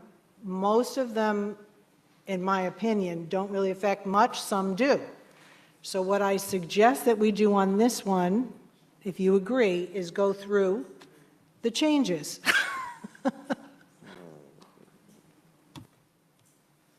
And this is first read. This isn't an adopt. This is to get the conversation rolling, but I think Ms. Peterson had something. Peterson? So during that policy review session, it consisted of not just NTA, but it was also CSEA, central administration, and also executive staff. There are some changes that I'm seeing that we recommended as a committee as a whole that I'm also not seeing. So I'm glad that we're going to go through it line by line, because I do think that there's drastic things. There's also student management implications for our teachers in grade book and secondary. These changes may seem small, but in a student management perspective, and usually when we do these type of little changes, also have to think about the time that it takes to change the system to ensure that it's accurate. So I just also want to advise the board of that as well. We have over, I would say over 1,000 courses that would have to be touched. So it's what is it, July? It's almost August in my mind. So I just also want to put that out there as well. So this is just for discussion at this point. It's not up for vote. So, Mr. So Levenstein? I agree with Ms. Boulay that we should, if you could give us, if central office can give us the gist of the changes that are on here, and why central office does not recommend voting for this, so we can understand better. I apologize, but that's not what I said. I said we didn't recommend the Regents exam change. The other changes that are above, quarterly common assessments being added in number 1, we do agree with. We agree with in number 2, changing participation. I believe it says to work. I can't really see it. It's changed to work from participation. The word participation to work. So are you? On number 3, we agree. Let me finish answering your first question. So number 3, you asked for, we reviewed that. We do agree. So if the student's unable to take the assessment due to a pre-approved college visit, we feel very firmly that that student should have that opportunity to take that test upon return to the district. We added that it would be done at a scheduled time that's mutually agreed upon between the student, the parent, and the teacher. Those 3 people have to talk about, so when am I going to take this test? So that we secure the opportunity for the student to take the test. We're totally in agreement with that. If we follow down to number 1, under the following are applicable requirements regarding secondary school courses. This is the student will not be taking the quarterly common assessments if they're taking a Regents exam. We don't agree with that. We believe those common assessments are critical to provide information not only to the teacher but to the student on how well they're performing in the class throughout the year. That quarterly common assessment is really important for students so that they don't wait till the end of the year to learn that they're struggling, or the teacher. We feel very strongly that the common assessment is the key piece to that, because it's aligned with that Regents class and it's consistent across all the classrooms that are administering it. For those courses that don't have a final assessment, the breaking that down, we totally agree with that in number 3. And on number 4, all secondary courses, the lowest grade on a student's report card will be 55 for the first quarter only. We feel that that is absolutely unacceptable from Dr. Manning Campbell and myself. We have students that we heard from our community, and we know that there are students that have challenges that are outside of their control. Some of them are working jobs. Some of them are supporting in the home. Some of them have other things that are going on. They want to participate in extracurricular activities, and they just don't have the time to do that. And when all of those added pressures, when you have a student who's really struggling academically, but they're really trying, and they score a 20 on the second or third marking period, having that recorded as a 20 doesn't really give them too much of an opportunity to secure a passing grade in that particular class. When you give them a 55, and they know 55 isn't good, and it's the counseling and the conversation that the teacher has or the guidance counselor has with the student or the family, to get them to understand that 55 is not a great thing, but it's doable. You can bounce back from a 55. You can't bounce back from a 20. First of all, it's not just the number, it's the emotional stress that's caused as a result of that. I go home and I show my parents that I got a 20, or I show my aunt or my grandmother that I got a 20. That's a tough conversation. I've let them down and I let myself down. I got enough to struggle with now. Okay. So we do not agree at all with changing number 4. So that's our summary of the way we reviewed this policy. Okay, so thank you. So the problem that I have is there's some in red and some red lined out. So this policy, as it is written here, is that your recommendation or no? No, It's not. This was done, as Ms. Boulay said, by a team of stakeholders from the district, which is why we're proposing this. This was done in the spring of last year. It is part of shared decision-making that each bargaining unit selects a policy or several policies to be reviewed. Representatives from each of the bargaining units come together, sit down with senior staff, and we review them. But you like some of the changes, correct? We do. Okay, so why can't we work together to clean this up of what you like to bring forward, is what my point is. Well, because this was one of the policies that was reviewed by a team of different stakeholders, this is done as a first read to get your input as a collective board so that we can take the collective input from the board back to the policy committee and put our final touches on it. Okay, This is your opportunity to influence the policy that you're responsible for. Okay, so my influence would to be the changes that you like, leave in, the changes that you dislike, take out, and come back and have that discussion. Ms. Politi. I am in agreement with the recommendations from Central Office. I am in agreement with the recommendations from Central Office that, using, I think, portfolio assessment was one of the pieces in there. These are wise choices, but absolutely, as I've spoken before, no lower than star 55 because it's just too damaging to the student's overall grade, and I don't believe the Regents score should be counted as the student's 10% of the student's final average. Mr. Howard. Yes, Mr. President. I think Ms. Peterson had her hand up first. I can go? Okay, so I'm in agreement with Ms. Politi in understanding that it's not about demoralizing a kid. It's about social and emotional aspect. And we have to understand that as a district, there are kids that are struggling. And a 55 is a failing grade, and they know that. But my bigger concern, so when they lodge the 55, in the record book, it shows the true grade. Am I correct?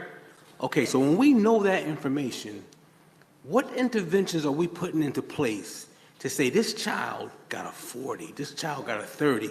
What are we doing to add interventions and put interventions in place to address that student, have conversations with the parents, have conversations with either about getting this child tutors, because save for a learning disability, children shouldn't be getting 20s and 30s. There's something else going on that we need to find out, and I think it's bigger and more important for us, instead of worrying about giving a kid a 5, 10, or 15 and demoralizing and taking that kid down, let's find out how we can help that child. Let's find out what things we can put in place to address that specific kid getting a 20. What caused them to get a 20? Is something going on at home? Is something going on in this child's life that's preventing him from being the best he can be? I hate to see you breathing your breath like that, but I have to keep saying that. Oh, I thought you was like, but I'm going to always say that. It's always about the kids with me, Mr. President. And my thing is, instead of changing policies to I got you moments for kids, let's look at kids that are failing, look at what's causing them to fail, and let's try to get that resource or that help to the children. Because we know what those children are going through. I see these kids every day. I see what some of these kids go through. And I don't think a lot of people that are making these decisions really know what these kids go through. They don't know, and I'm telling you. And I invite you to let's take a walk around this area and see how these kids really and truly live. And it'll really change your attitudes. And I'm not saying you specifically, I'm talking about us as a board. Let's go see how these kids are really living, see what they're really going through. And we're talking about changing policies to negatively impact these kids? No, we should be finding ways to help them. Ms. Boulay. Okay, so if I understand this correctly, I've looked at it like at least 24 times. The central office agrees with everything that's in here except for item 4, which they are vehemently against. Pretty much? That's not correct. Okay. It's also the use of the Regents exam. The use of the Regents exam. Can you give me the number? Just, would you mind? Number 1. 1? Go ahead. The State Education Department does not support the use of a Regents exam in that manner. Yep. So we do not support that. And the other thing we do not support is the 55. Right. So first of all, I thought it was a law that we could not use that as part of that final? I don't believe it's a law. I shared it with But you it's a recommendation. in the FAQs. It's their recommendation. Yeah, so I just want to say publicly, I agree with that statement totally, because it is a state recommendation, and I can vouch for that. I do not agree on number 4, but here's why.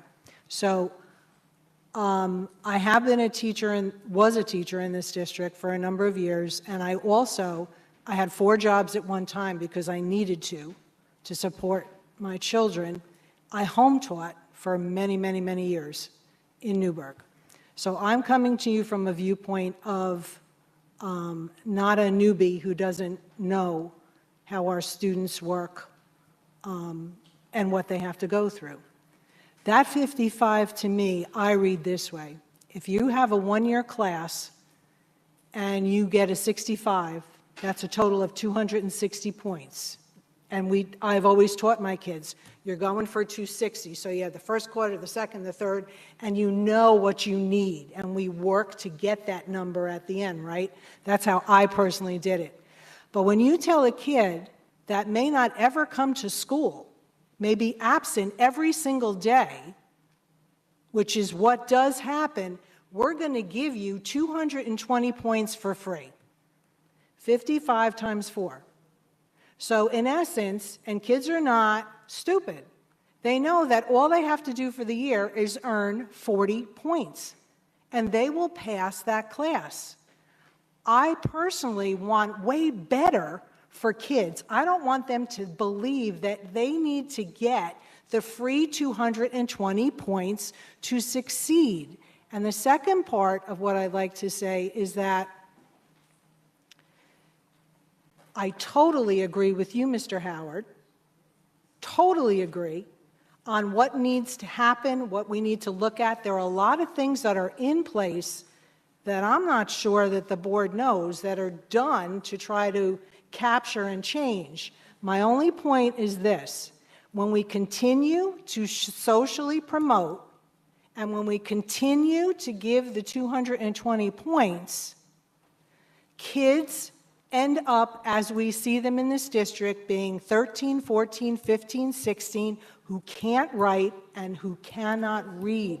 So we have to build into our system. Please stop. We have a huge attendance issue on top of it. So what I would hope the board would do is consider that. Is a child entitled, if their attendance is not there, to get a free 220 points?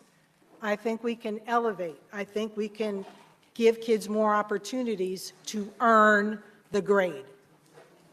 Ms. Politi? And then Mr. So, Howard. there's always going to be outliers. And are there students who are gaming the system? Possibly. But it's not so easy to do that in the core subjects, because if you're not there for foundational skills, you're not going to be able to move forward. But again, I'd like to think that most children are not that apathetic and not that impenetrable. And what are we doing, as I've said earlier, to get through? Because that is our job, whether we like it or not.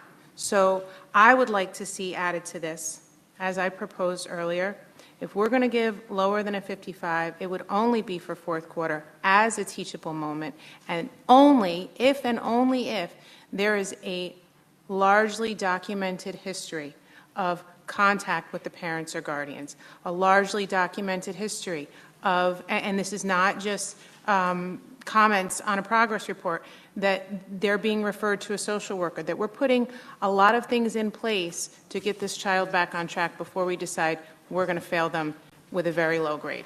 Mr. Howard. And I don't think that summer school should be denied based on that either. We want to make sure that they have ample opportunities, because their brains are still very young. They're still making bad decisions. They're still figuring it out, and we have to make sure that we can guide them in the right way, not just give up on them. Mr. Howard. Thank you, Mr. President. So Ms. Boulay, she was looking at me as she was talking, and she mentioned my name. So I'm going to address what you said. I think you're talking more about the exception than the rule.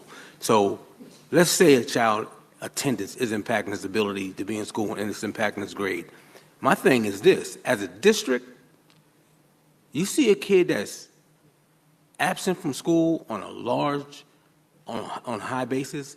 What are we doing as a district to go into that household, go to those parents, find out why this kid is not in school? Because let me say this to you. In absence of us doing something, not doing anything, we're part of the problem. We're part of the problem how a reason for a kid getting a 10, 15, or 20 is absenteeism. And we have not done our due diligence to find out what's going on in that kid's household, what's going on in that child's life, what's going on with that kid's parents. There's a lot of issues that prevent children from coming to school that, if addressed early, we can fix that problem. But to wait to the end of the school year and say, you're a truant, and because you're a truant, we're going to give you a 0, we're going to give you a 10, 15, or 20, that's not what we should be doing. If we're talking about every go back every day, we should have a system in place when a child is near that borderline of being a truant, or I think it's 10%, we should be in that household. We should be at that with that kid's parents, or we should be having conversations around what can we do to help this child, and not wait to the end. Let's get it while we can get it. But giving a kid below a 55, to me, I'm not in support of that, and I just can't support that because it's demoralizing. Ms. Green, Mr. Lamar, Mr. Levinstein, and Ms. Boulay. When you talk about going to a student's home, back in the day, there used to be truant offices, because when you say you need to go visit the student's home, who is supposed to go visit the student's home? If a teacher has 150 kids, I'm just saying 30 for 5 classes, I'm in high school mode right now, and if 50 of those kids are not showing up, teacher is not going to go to 50 different houses. So who is supposed to show up to go to the house? Because if you're calling a parent, and as a former teacher, I can speak of this, sometimes the numbers are disconnected. You send letters, sometimes the letters come back because the address isn't correct. There's a lot of things that go on. So my question is, who is supposed to try to show up to go to those homes to see what's going on? Because we don't have truant offices anymore. Who is supposed to show up to go to those homes? Ms. Peterson can answer that. So this is where student support comes in, and this is also where interventions are based. It's not just home visits, it's evidence-based research that can happen within building. It's also about regulations and procedures that buildings can do to form relationships with students, from the classroom to the PPS team, to the administrator, to the parent. So I understand that we do have to have an understanding. We have to build that relationship in order for students to become re-engaged. But once those efforts are made from the PPS team, we have to collaboratively work as a community to support that child, from the teacher to the principal to everyone. So I think that it is important that we examine chronic absenteeism. I looked at some of the data. I didn't look at all of the data. There are many students that were in that pool that are here 75 to 85% of the time. So then what? So where are the interventions and how are we checking up on that? I don't think that giving a student, if I am, I was a school counselor. I worked mostly in my career in student support. Getting a student re-engaged in school is a very, very difficult thing, but I have to give them a carrot. And if I'm unable to engage them, they're not coming, especially at the secondary level. So I think it's definitely a moment where, as a team of educators, we have to come around and support our children so that they can become re-engaged. Before we get to Mr. Lamar, so what I'm hearing from Ms. Peterson is that we have plans in place to help these students. Is that correct? Yes. We have the supports. Okay, so just the for board has clarification. supported those supports. It's a matter of executing and succeeding. Right, but I also, could there always be support? I'm a student support person. There could always be more support, but I also know that we have a lot of different things that we have to maintain. What I'm also saying is that we can't have policies that then disallow our student support team to re-engage a child to come to school. If a student has been out, a high school student, where credit earns semester, every quarter, every semester counts. So if you decide in your 9th grade year not to engage for the first semester, because that often happens in transition, as a school counselor or a social worker, how am I re-engaging that kid if I have a second quarter of a 20? You can't get to that 260. I'm glad you used that number because I often use that in counseling with my students. How are you getting, and I always wanted them to get 300, but that's a whole different story. But how are you re-engaging them to come back if I have a 55 and then a 20? I can't re-engage them. They're like, Miss, I'm done. I can't even get to that number. And that's what I'm saying. Like, and I understand with attendance and there's different things that prohibit a student. There could be an event. I know that there were several students that I've connected with in the district where they had life events, grandparents pass, that takes them out for 8 months.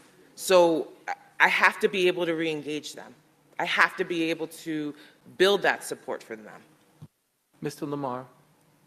I'm going to follow down the absenteeism rabbit hole here. I know it's not what we're talking about on this particular issue, but what you were talking about high school, but with regards to elementary education, when students are not present in class, in school for a certain number of time, what is the time at which, how many absences do we have to go to before something is done and someone is contacted?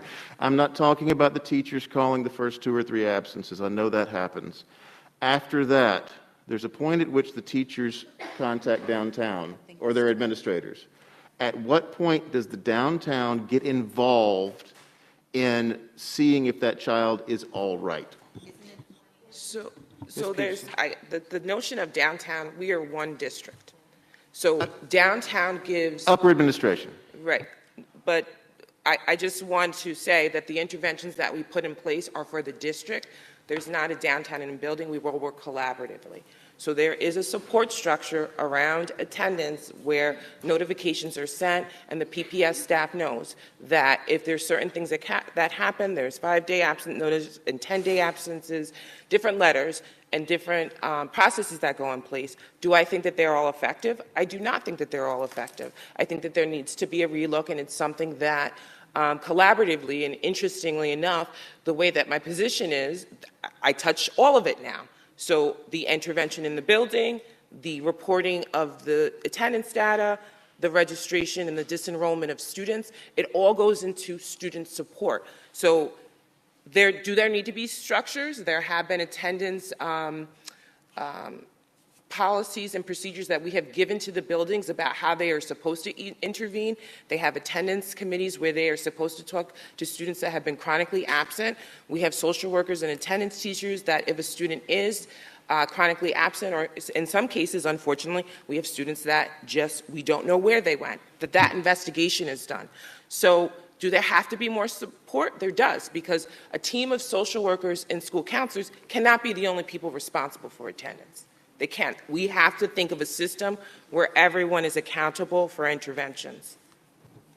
This is still for first read. I know. And this is my last question on this, I promise. I would like to, if you do have more questions, submit them. Okay. And then all right, Mr. Lamar. I just want to know if we have we still employ attendance officers, correct? We do? All right. I'd like to, at some point, I'd love to know more about how that position works and what they do and when they do it. That's all. Mr. Howard. Thank you, Mr. President. So I just want to make it clear. I wasn't saying that's the teacher's responsibility. What I'm saying is when we have chronic absenteeism, I'm saying us as a district, once that's identified, we should be able to find out or get to that kid's family, get to their home. But, and I still say this, and I hate to go here, but in a district our size, with the high needs population that we have, we need a larger FACE team. We need more people in the family and community engagement department and empower them to do that work, because they do go out into the communities. They do make contact with families. We need to increase that FACE department. All right. Yeah, we're going to move to the next item. Can I just make my suggestion? Okay, Ms. Boulay. Just one quick suggestion, I forgot to say it the first time.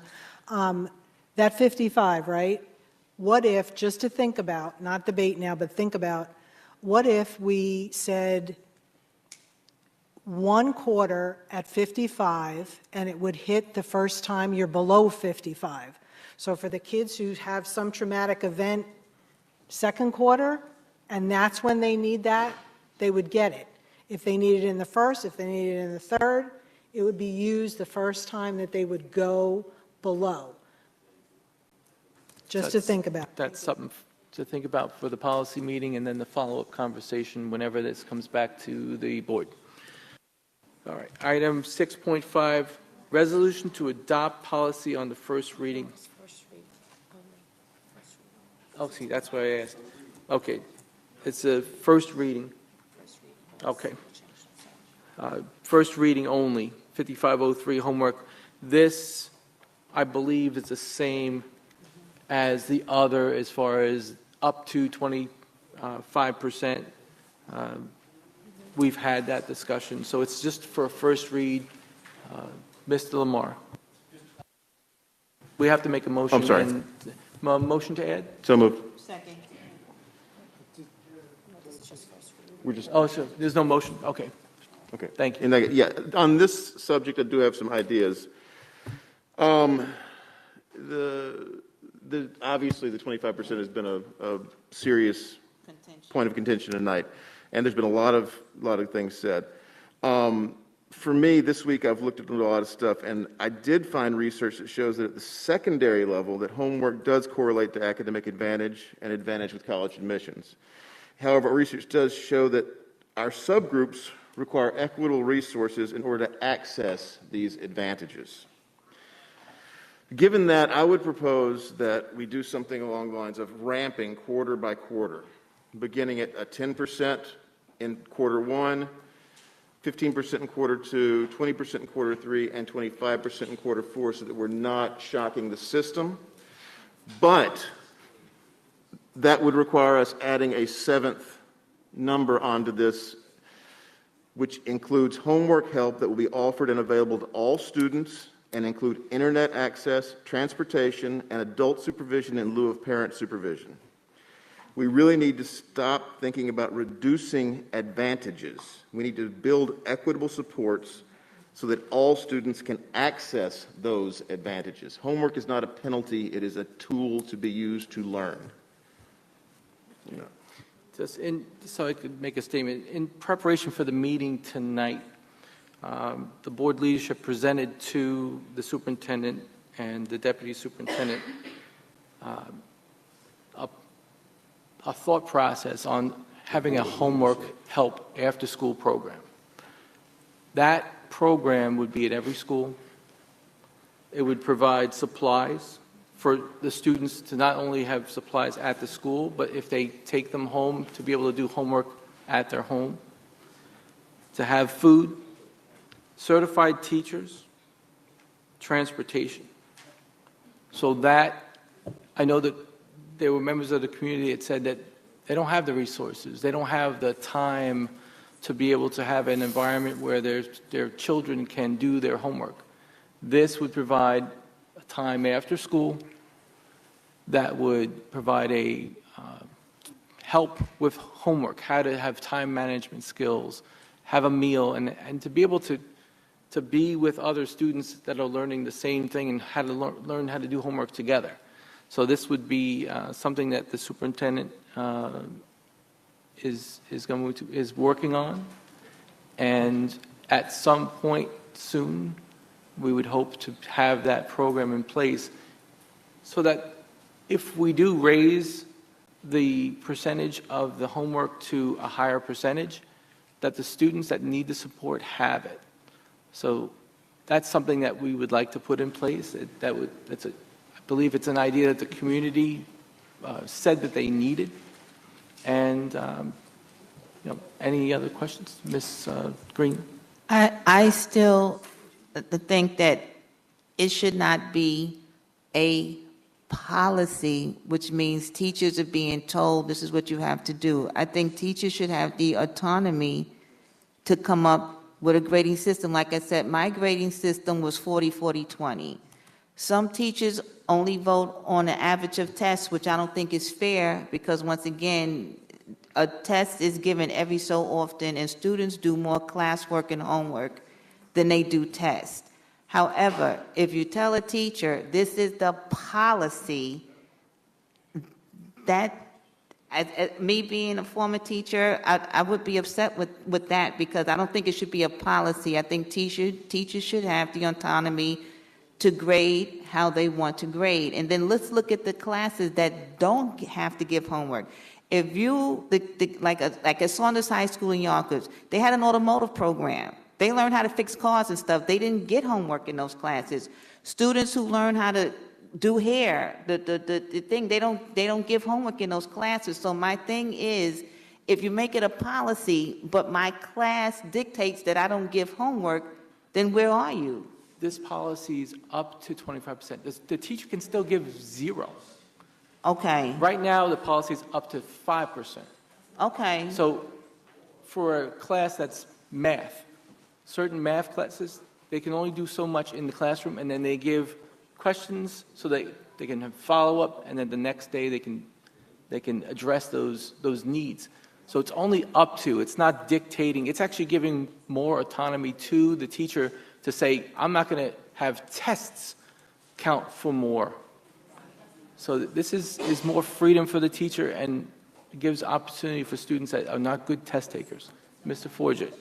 So I appreciate the feedback that we're hearing, and I think the one thing that's missing is the voice of the student.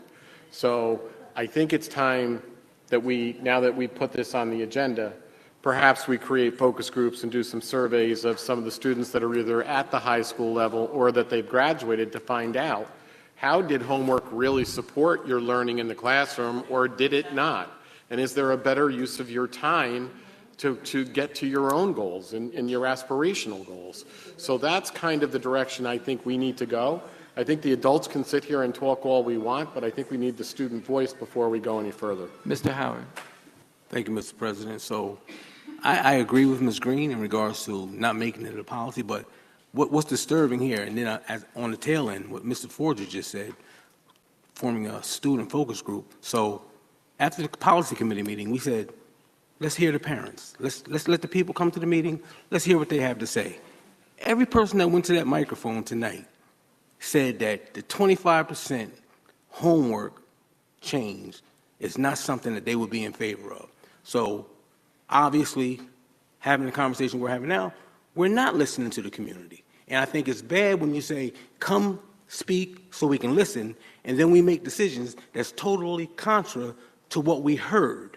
What we heard is that from an equity standpoint, it just doesn't work. I understand when you say something like some teachers may, some teachers might not, why change the policy? Why change the policy? Leave the policy as is, and then come with the homework help you're talking about. Let's do that to help kids that do have the 5% homework. Let's help kids get resources. Let's help kids with interventions to help them do things a little better. We constantly talk about, the equity issue is huge and it's real. Like the young lady that's spoken here earlier, you got some kids that don't have a table to eat dinner off, and we expect them to have a desk to do homework? It's not real. It's not real. And if we say we're going to listen to the people, we need to listen to the people. The people have spoken in here tonight, and we're not listening to them. Mr. Lamar and Mr. Howard, in all due respect, equity is not taking away difficulties, it is giving supports. You have to give the supports. If you tell someone they are not capable of doing something, all you're doing is to achieve what they need to achieve. That is what true equity is. One thing you're not going to do is tell me what equity means. You're not going to do that, Mr. Lamar. Did you hit it when he said what he said to me? And he finished. But he can talk to me. Okay. So, Mr. Forget, I take it the way it's written, the district is not supporting the way it's written now, from the change to 5 to 25%, correct? That is correct. We do not support the change up to 25%. Okay, so Mr. Stridiron's idea and plan putting forward about homework help, I think is great. I know that it has been done in schools. I don't know if it still is done. You want? Mr. Forget. Sure. So I think we have to determine whether the students, specifically at the high school, whether a homework after school support would be beneficial to them. A lot of those students are participating in sports, they're going to work, they're doing other things. Perhaps we have to figure out from the students when would the support be best provided. Most of those students want the support during the day. Okay. They will have their lunch for 10 minutes and then go and see a teacher and get their extra help. I want to be careful that we don't put in programs that don't align with what the resources are that the kids want, that they have the ability to achieve and go to. We have some work to do with this, and I agree there needs to be supports. The policy is the standard by which the district will operate. The regulation is how we implement the supports and structures so that the students are successful. So give us an opportunity to dig a little deeper, learn a little bit more, and do what's right for kids. Okay, I'm sorry. I was thinking about the elementary school programs that were out there, and that may be different than what you're saying for senior, for high school kids. And I think that one of the things that people said that the parents have to come to be heard and understand about homework. And we also heard that the students have to come and be heard about homework. So I don't know if that's a collaboration that we should be doing, at least for the younger side, that might help parents and students understand what each need is also. Thank you. Ms. Belay, and then I would like to just say one quick item.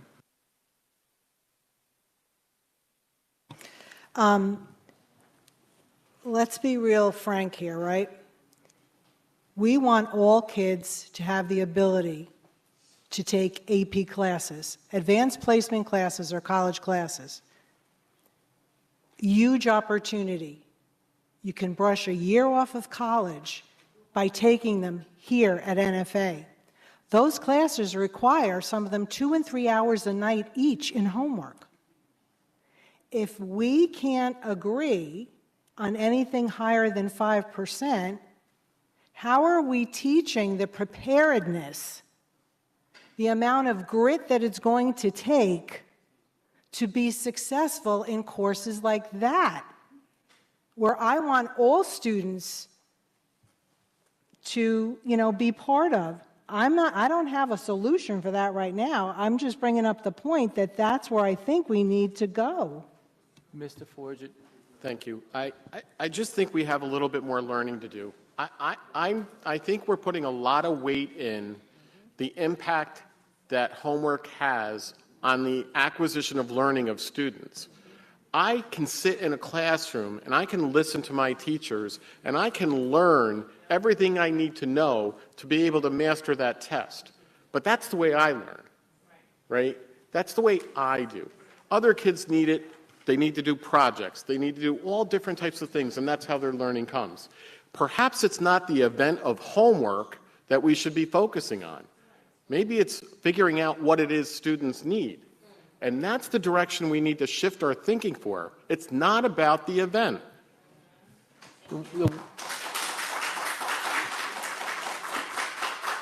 The one thing I'd like to see regarding the policy committee take up is the students at work, the high school students at work.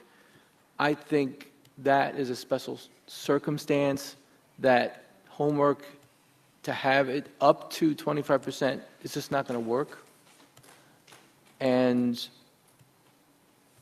I don't know what the percentage of the students at the high school work, but that's something that we need to take into account as far as the percentage. If a teacher has a student that has a legitimate job, and as soon as they get out of school, they leave and they don't get home until 10 o'clock at night, that is a circumstance that we need to take into account that the policy needs to address. So, yes, Dr. Campbell. So I know that we can really be here all night. I know that the policy is really what the Board of Education sets, but what I'm asking on behalf of our students is that we really collaborate together, because we receive these policies, well-intentioned or not, however they're being perceived.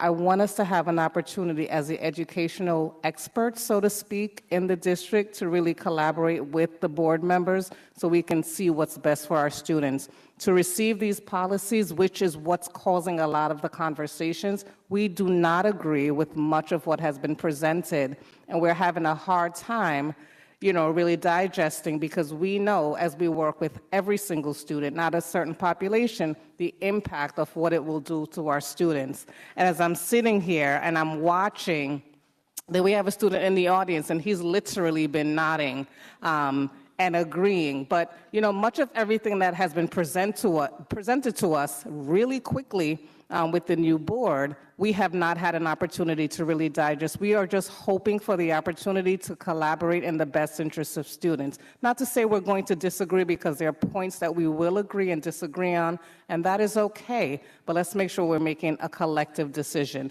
because we don't support these policies. We really don't.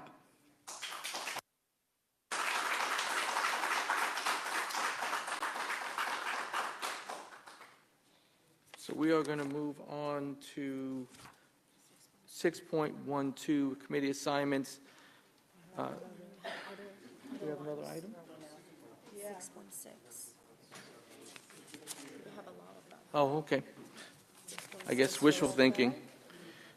Resolution to adopt, resolution on first read is 5501, grading kindergarten grades through 5. It's the same policy, it just deals with elementary, so much of the discussion is going to be had at the policy meeting, and whatever you've said tonight will be taken into account. Same thing with the next one. Yep, 6.7, resolution, no resolution, this is policy. First read on policy 5502, grading for classes, grades 6 through 12, same thing. So next one is 6.8. First read, 5205, credit recovery, credit accrual programs for secondary students. This is another one of the three. Sure, Ms. Boulay. Okay, so this is the second of the three that were created by that committee, right? So, Mr. Forget, could you possibly go through or Dr. Campbell, whatever, what you agree with on this and what you don't? Sure.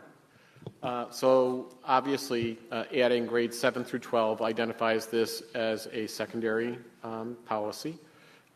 We are in agreement with that. What's been taken, This particular part talks about who are the students that are eligible for credit recovery. Credit accrual is talked about at the end of the policy, so this just refers to credit recovery. Students who are struggling, didn't do really well, need an opportunity to catch themselves up before they fail the course. So these are students, we agree the students eligible will be those that need to recover credits. They received a failing grade in a course. These are students who want to retake the course in order to get a better grade, in order to get a change on their transcript. And then what was taken out was, these are students who have not taken a required course or have, I am getting old, have not acquired sufficient credits for graduation. That was taken out, which we do not agree with, thank you. That was taken out, which we do not agree with. We think that if any student who wants to improve and wants an opportunity to have a do-over, give them a do-over. So we don't agree with this, but we do agree with, in the event that the student wasn't able to take a course and they couldn't fit it into their schedule, they should have the opportunity for credit recovery as well. So it was a scheduling conflict. So if you come down into the policy, again, adding grades 7 through 12 to be more clear. And when we get into the middle level, it's grades 7 and 8, which builds off of units versus credits. We just made some minor changes with that. Keep going, Jim. We're doing good. Right to here and now stop.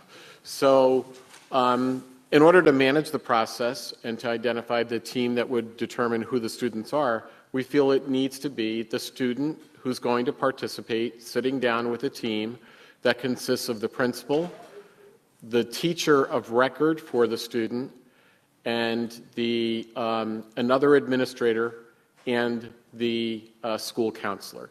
So these people sit down and they talk about, is this the right thing to do for this particular student? Can we put this student into this program? How are we going to monitor it? How are we going to keep the efficacy of it and the fidelity of it? And this particular team identifies that. We totally agree with that. The credit recovery option for high school students in grades 9 through 12 may include the following, and I'm not going to read for you. We do agree with taking out including senior graduation summer school. Where we are very concerned is for number 7 to be taken out. We are in 2023 to take out the opportunity for digital learning for our students is really concerning to us. Understanding that that has to be done very highly controlled and monitored, but we really shouldn't be taking that out at this point. If you look at the UFT in New York City, they just adopted their contract. They built this into their contract. So the students in New York City now have the opportunity to take these particular courses in the evening and on the weekends. And it's a great opportunity. We want to connect and engage our kids. Well, let them do it on their time, as long as we have a tight control over that particular program to make sure it's being done right and it's being monitored and that a teacher is involved in the delivery of that instruction. But digital learning, we feel we cannot take that out. We don't agree with number 7 being removed. We'd like it replaced. Keep moving. Yep. Come on, Jim. Yep. And then we want it put back in for credit accrual as well. That's the walkthrough of the policy. The one thing that was missing there was we had discussed at the policy committee adding back digital learning for medically fragile. Yeah. Because they can't get to school. They have to do something online. So that's something that needs to be added. Yep. So any questions on this? This item? It's just a first read, so it's going back to policy committee. Okay, we'll move on.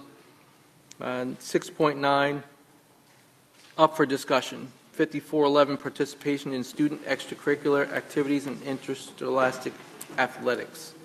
Bring that one up. Yep. So there was one addition in this particular policy. So if we come down a little bit, Jim, just a little bit till you see the red line. All the way down. That's close. There you go. So there was a request to consider, beginning with the 23-24 school year, After the school year gets started, in order for students to maintain eligibility to participate in the drama performance, the musical, or after-school athletics, they, after the first marking period, a student may not have an average of less than 65% in more than one subject. We feel that our policy, the executive team feels our policy was fine the way it was, and we would not recommend putting this additional component in at this time. We did in June add some opportunities for appeals and putting in improvement plans and giving kids the opportunity, and use this as the opportunity to connect and engage students and get them back into being excited about going to school. So at this time, we don't want to complicate the policy anymore, although we expect students to be passing on their report cards. At this time, we don't see the need for this, and that's the executive team's perspective. Ms. Boulay. So the reason this was added, because the way the original policy reads without the red lines in it, is that a student only has to earn 4.5 credits in the previous year in order to be in a play a sport. So if you're only allowing 4.5 credits times 4 years, that means that student could earn 18 credits, which is not enough to graduate. You need 22 credits to graduate. So by not having this in here, a kid conceivably won't graduate, but will have played sports, and that's the thing to be discussed. Mr. Howard. So, as Mr. Ford just stated, I think that the way it was good. The last policy committee put things in place to ensure that kids who were deficient in their credits, that they had to come back and be on probation for the year, i.e. finding ways to keep kids eligible as opposed to finding ways to make kids ineligible. And I just want to say something about our school district and the children that we're dealing with. We constantly talk about scholar athletes. That's real. That's what we want them to be. But in communities of high needs and city environments, we have something that's reversed to that, and it's called an athlete scholar. Scholar athletes are kids that are in school, and while they're in school, they play a sport, or they participate in an extracurricular activity. Athlete scholars are kids that come to school because they want to play a sport. They want to be on the basketball team. They want to be on the football team. They want to be on the wrestling team. And while they're playing that sport, they know that they have to remain eligible, and they know that they have to take their classes. So that's the way we get them across the academy field. Because if we take away the carrot is the sport. The carrot is the band. The carrot is acting. If we take that carrot away from those kids, I'm telling you now, we will lose children. We will lose kids to the street. That's talking about the school-to-prison pipeline. We have to find ways to keep kids eligible as opposed to finding ways to make kids ineligible. We have a different dynamic. We have scholar athletes, yes, but we have athlete scholars, and we have to be honest and understand what that truly means in a district such as ours. Mr. Forget, then Ms. Politi. So I just want to respond to what I heard from Ms. Boulay, and I understand what you're saying. The one piece I want to be really upfront about is you've got to look at the policy and the expectations as they're added together, not in isolation.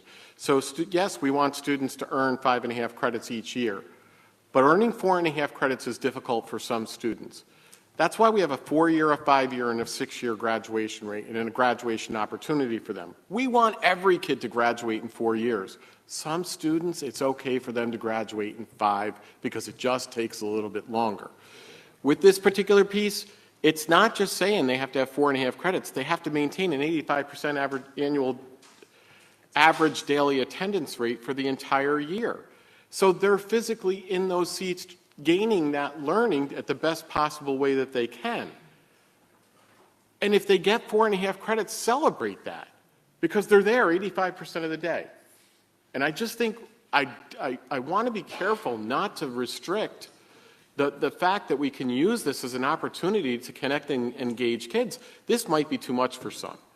I think we've come a long way with this policy. I think we took what was done in the district when the grand jury reviewed and gave us those recommendations and findings. We took it seriously.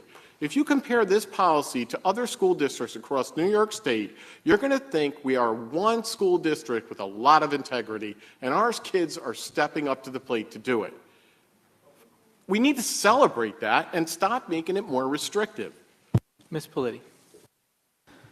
So I agree with Mr. Howard that sports should be incentivized, right? But I don't agree with rewarding bad behavior and saying, okay, you can't fail out and then participate in sports, but I don't think it should be so cut and dry in this language. Again, academic supports, what are we doing for those kids who are failing? You know, why not put them on academic probation? Make the teachers check in with the parents, make the students check in with the guidance counselors, make them go through the hoops in order for them to play that sport, because they will and they want to do better. But just saying we're going to remove you, I think that's too big. What academic probation is there during the year? Or is it only based upon the previous year's credits?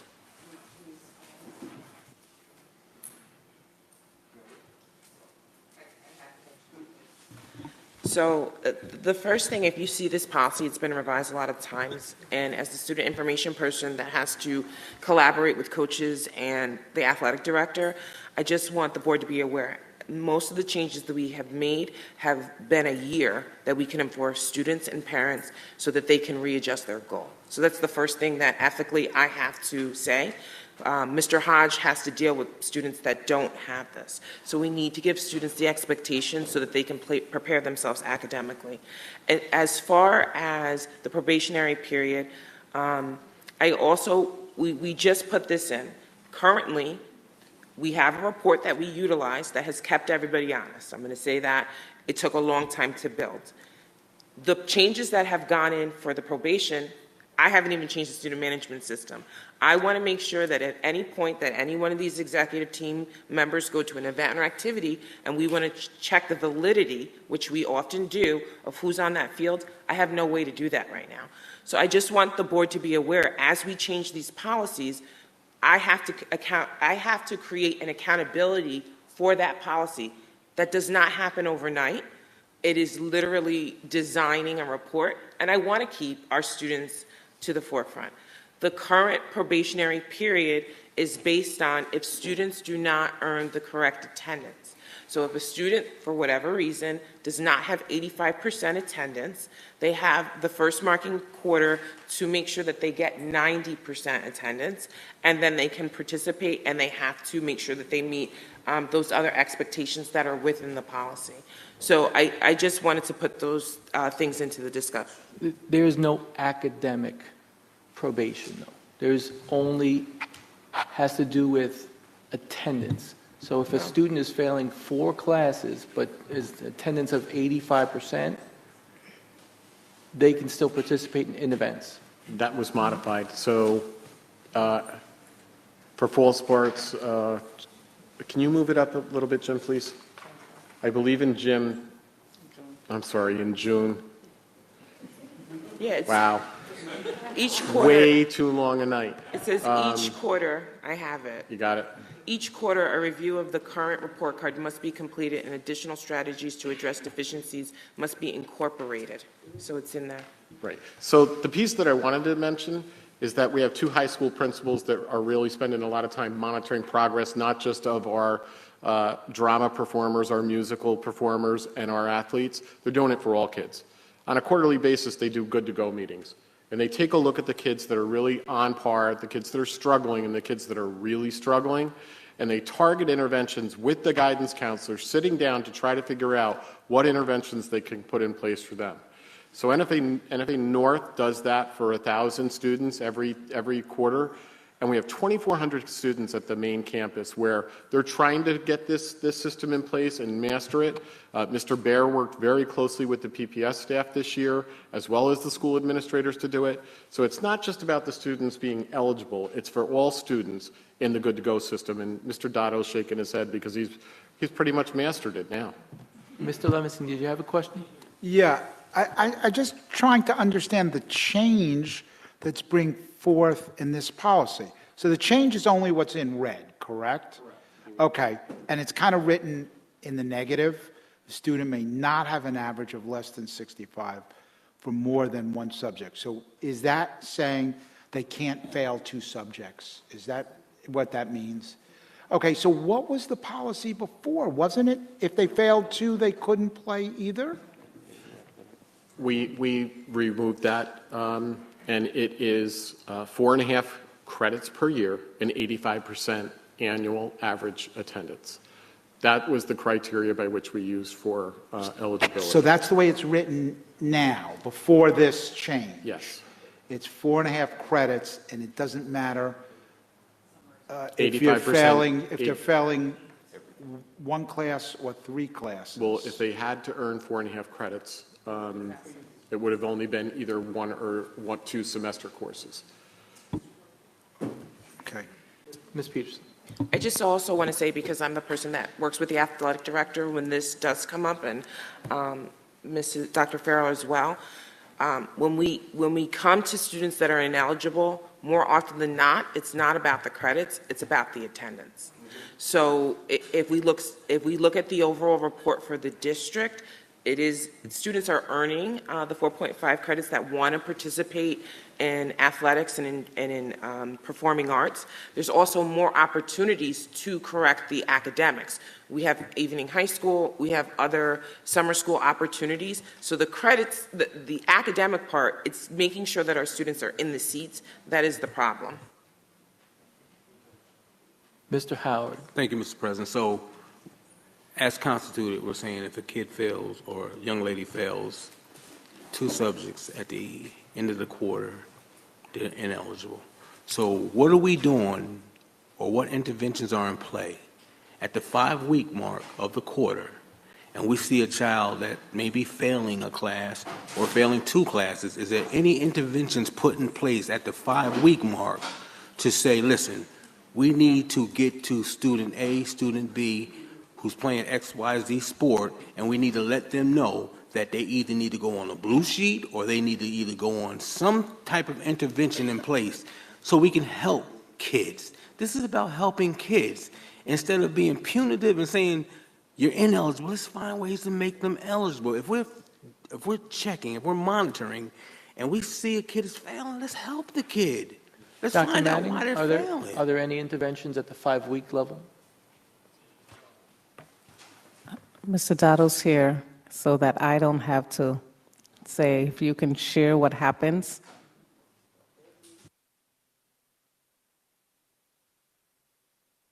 There's a 2-minute window. Oh, there we go. You're asking interventions for the 5-week? There are interventions at 5 weeks, at 10 weeks, so progress reports, which are the 5-week notices, what we used to call them 5-week notices. We have during report card, at each quarter. What Mr. Forger was speaking to is that each cohort team at the high school level is composed of the administration, social worker, school psychologist, attendance aide, the teaching assistant, along with the additional support that we have for the subject. So in each cohort meeting, we're looking at not just the grades, we're looking at the attendance, but we're doing that daily. And we're also doing intervention plans from those cohort meetings. So at the 5-week mark, and I'll be honest with you, it's not just at 5 weeks and 10 weeks, it's happening every day. So the system is in place to check those. So I might ask my AP, just to give you a real world example, okay, AP number 1, I need the 25 at-risk students that are having attendance issues by this point. And then they're doing interventions. And it is not just phone calls home. It is not just home visits. It's day-to-day interaction with students. That is why when you guys are speaking to a number, percentage, there's a lot that goes behind that number. So the answer is yes at 5 weeks, yes at 10 weeks, but it's happening every single day in these cohort teams that are meeting at least once a week, if not twice, and then once every 5 weeks with me. with the APs or the team, and definitely every quarter, what Mr. Forger mentioned is we're reporting out exactly that specific data, not only percentages, but what was actually happening, because every student has a different story. So, Mr. Howard, you see that there are supports. Yes, but my question is this. Situations when we change a policy and we want to put that in the policy, that's etched in stone. That's what the policy is. But remaining without the red part, and I'm going to use a specific example. There was a child in the school district last year whose father was murdered. He had a terrible quarter. Guess why? He was going through hell. So that child in that same circumstance with that addition would be ineligible to play.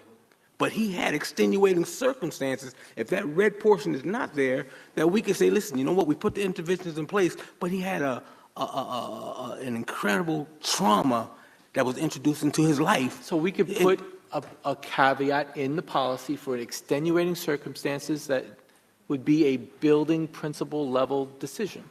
Why couldn't we do that? But why change it? Why put it in there? Because you have to have, listen, as a parent, you have to have standards for your children. They have to have standards or else they're going to run wild. The same thing with students.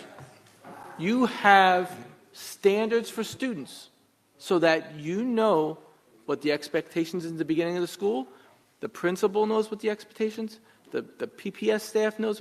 Everybody's working to help that child succeed. We want to make sure that they succeed now. Not wait till next year. We want to help children now. Okay, something key that you said. You said as a parent. Do you know how many kids in our community don't have parents that are being raised by grandparents, great-grandparents, uncles, aunts, or bigger, older brothers? I understand that. But that's the example you use. And you're right. That's what parents should be doing. But do you know how many kids in our school district do not have that in their homes? That's why we have the supports. But you want to put policies in places to hurt them. It's not going to hurt. It is not going to hurt the students if they know they have the supports, and we're there for them. We want them to graduate on time. We want them to have all the supports. They can do everything that they want to do, but we have expectations. Children want to have expectations for them. They want to know that, hey, somebody wants me to be better than I am right now. This policy is for the year that they participate. We're not going to wait next year for that to happen. We want to have immediate. I don't even want to wait 5 weeks. I want to do 3 weeks. Like Mr. Dotto said, every day. I want every day for our kids. Mr. Dotto. Is there a way that, I don't know how the system works. I know obviously you can pass word along to whoever needs to know anything as the data gets to you. But is there a way for the coaches to view their athletes' grades on a regular basis? And the coaches are, that's part of our, and I think, if I can answer it this way first, we got to be careful when we say, with all due respect, Mr. President, about saying extenuating circumstances. When I mentioned earlier in the plan that we have, every student is different, and extenuating circumstances can be defined very differently on a daily basis, okay? So when we're taking into consideration what's happening to them, if I'm saying every day, realistically, we're going to do the best we can to reach every student every day. That's the goal. That's what we get paid to do, right? But I just want to make sure that we're clear as a board, as a district, that it's very different. Every student is different when we're looking at intervention. So your intervention might be different than his intervention. So that's what I just want to make that clear. It's not that I'm disagreeing with extenuating circumstances, because I believe that we need to address that as well. Back to you. We do involve the coaches. We do involve, and we sometimes get caught up. It's not just sports. I know we mentioned fine and performing arts, but we sometimes forget that, because I know what you're saying. But it's the entire, the entire package, that we are involving the coaches, we're involving the advisors. I think your question might be, should they be more in the conversation?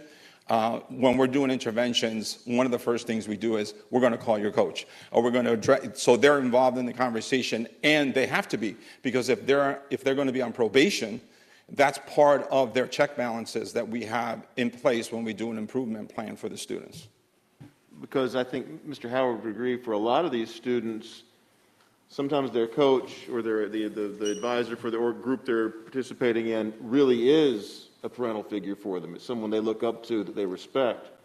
And I think if they had access to the grades, I don't know if there's a legality issue with that, but if they did and they could be reviewing, well, you got 80 football players, if they could just be reviewing on a weekly basis, oh, Billy's having trouble in whatever, he could go talk to him and say, hey man, you need to you need to do something about this, because I think you're letting your teammates down by not, living up to your potential, or whatever. You know what I'm saying? I just think that kind of a thing is something that could be very helpful in the community.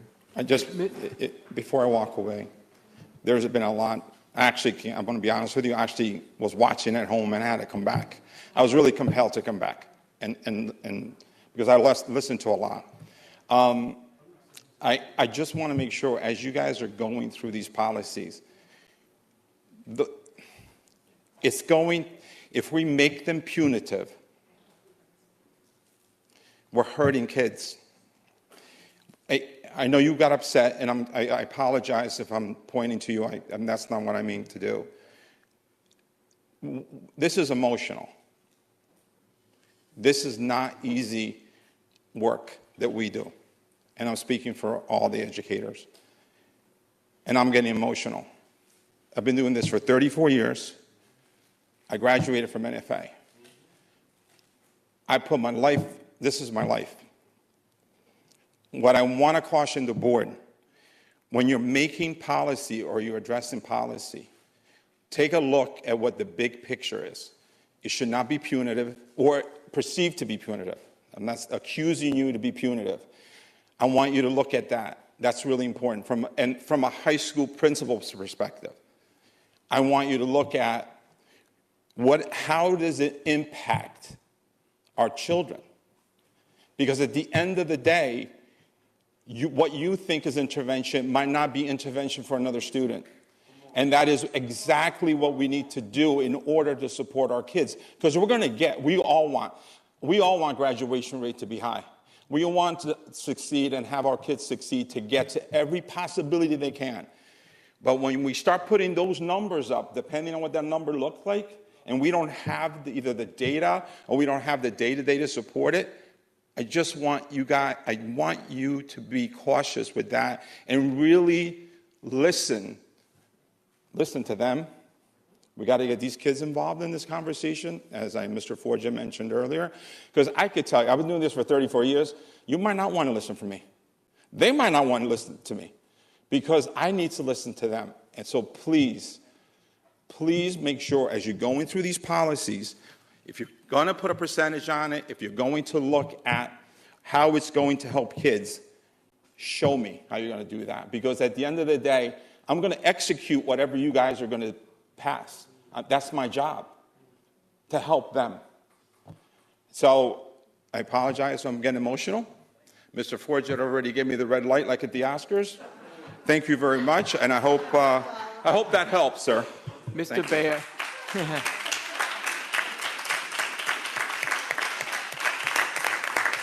Mr. Baer, you have to follow that. I'm kind of foolish to follow that. I should just let that be.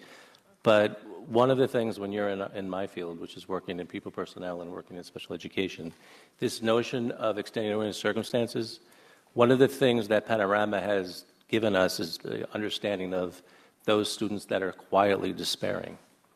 Many, many students have lives you'll never know about. And they suffer, but they don't suffer in the ways that we always see. So you can very well have a student suddenly drops off. I actually met with a family in Mr. Dotto's building this year who was an honor student, was likely going to go to Dartmouth or Yale. That was his parents' dream. He's getting 50s out of nowhere. And he was a student who was a performer. And the father's in tears. And he's trying to understand this. The building's trying to understand this. That boy was suffering and didn't tell us why. So back to Mr. Dotto's point about being punitive, I don't always know the extent of circumstances. I have personally heard from students who have been sex trafficked, whose family are doing things to them that are unspeakable, and they come to school every day looking for our support. To use these policies against students who don't have the wherewithal or the language or the trust that we're going to do right by them just really worries me. The extenuating circumstances are sometimes publicized. You most never hear about what they're going through. So let's be careful with this.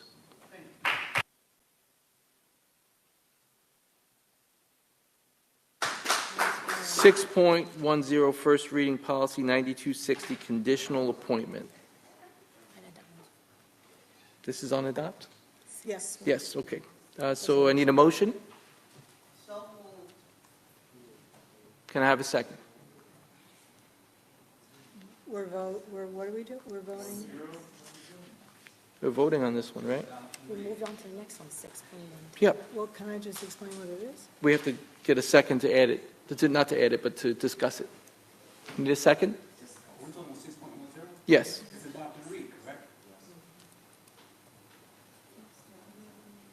We need a second to be able to discuss. We have a motion? Okay. And it's got Ms. Boulay? All right, so one of the things I did when I was told I was going to be the policy chair was so the policies are the laws of the district, right? Most of them come from the state, most of them. And so I checked what we had to see if we were missing any policies that we needed to have. And so I recognized that this 9260 was one that we did not have. So that went to the policy committee. And what was discovered is that we actually had two, one of them's 3123 and one of them's 4123, that were very similar.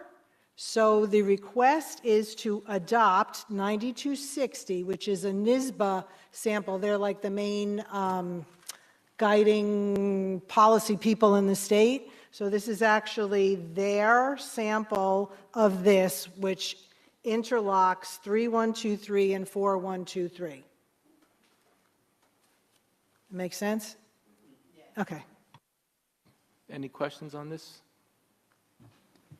Mr. Levinstein and Ms. Politi. So are we dropping the other two policies and adding the NISBA policy? Is that what we're doing? Is that what's recommended by central office? Thank you.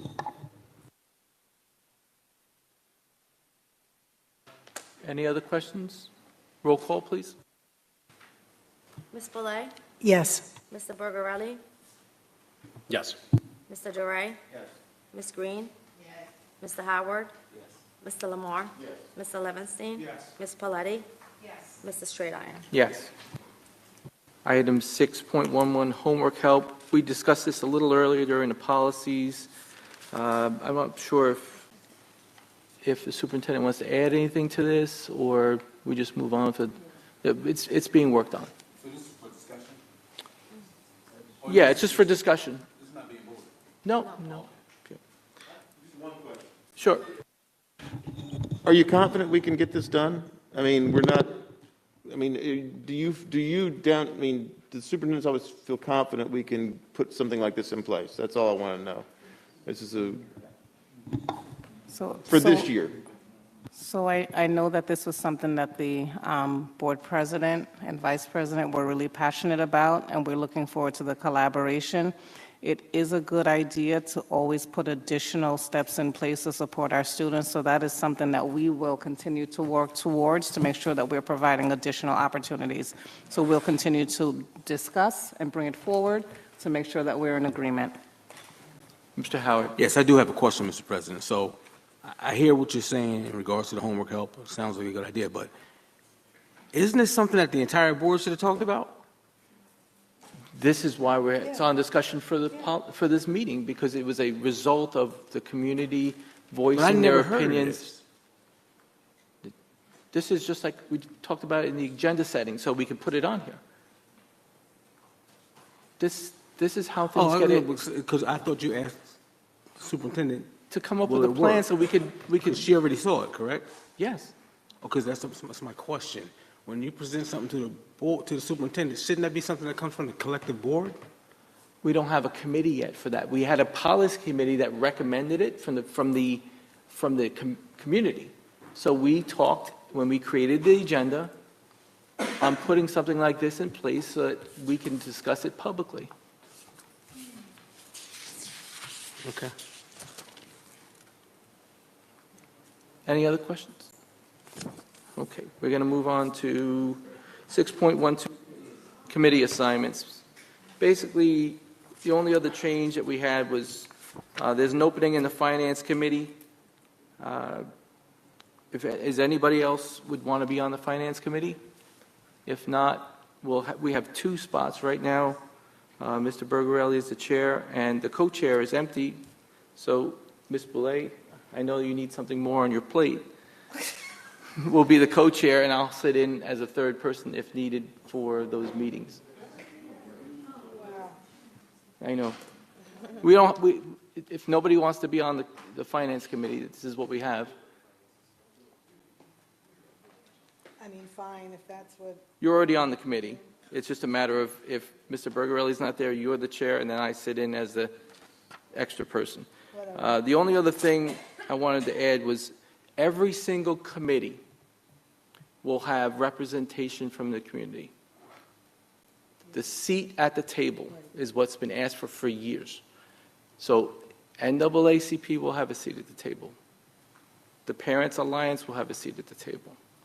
The 3 unions will have a seat at the table to ask questions and to participate so that the voices are heard. The meetings will be held in this room. There's plenty of seats here. So at times there'll be other people invited by the chairs if they want to invite somebody as a special guest to add something to the topic. non-voting. Yeah, the people will be non-voting members. And this was actually brought up a few meetings ago before the vote, and I asked Mr. Shaw, can other people be on committees besides board members, and he said yes. So this is something that the community has asked for years. They want to be able to voice their opinions and to add to the agenda. Ms. Politi. So at the last meeting, there was something put forward that we said we were going to table and look at and then revisit by Dr. Manning Campbell, where she had set up a schedule of these committees, and one of them was called workshop.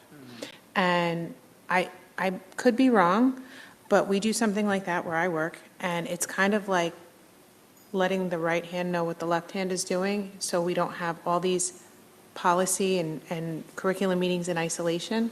We kind of all come together so everybody knows what's going on. Would that be correct, Dr. Manning Campbell? I would like to revisit that and look at that because I think that could be very time effective.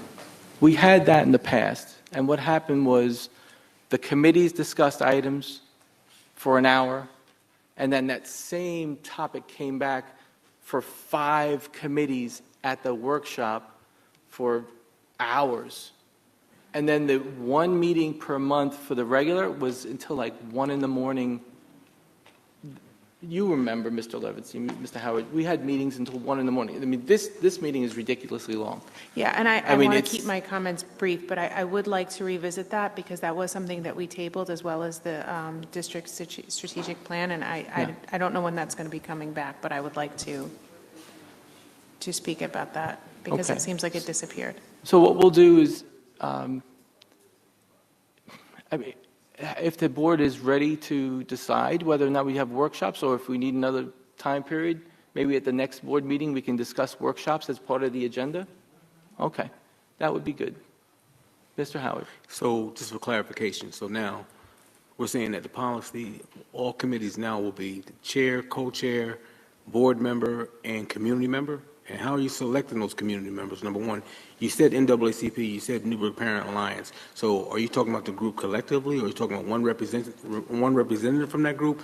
And will that individual be able to participate in the conversation that's going on at all committee meetings, or will they be called on?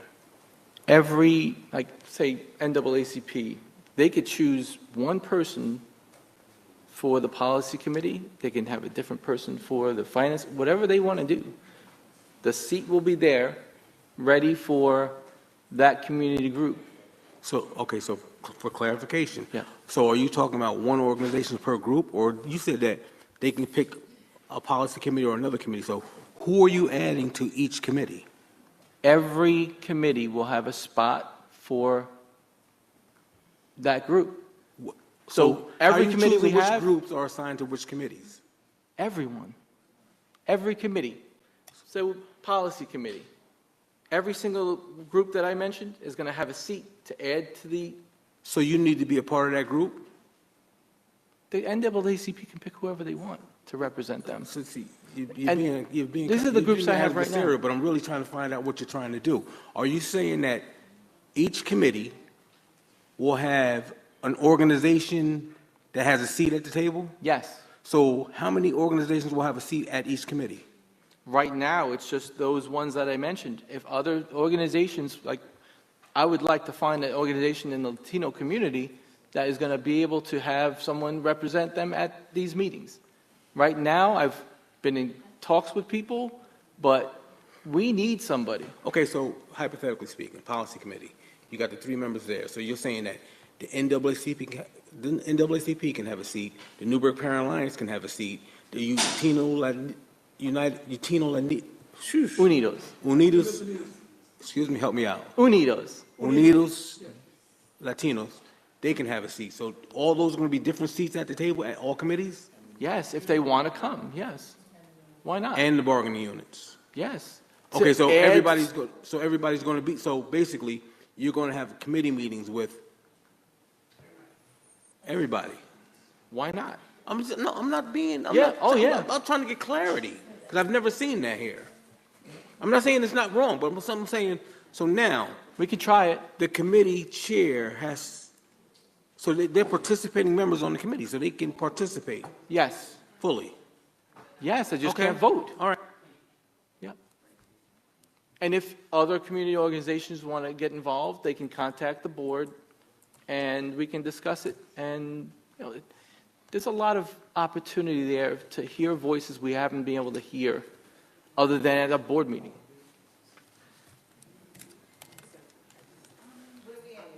Okay.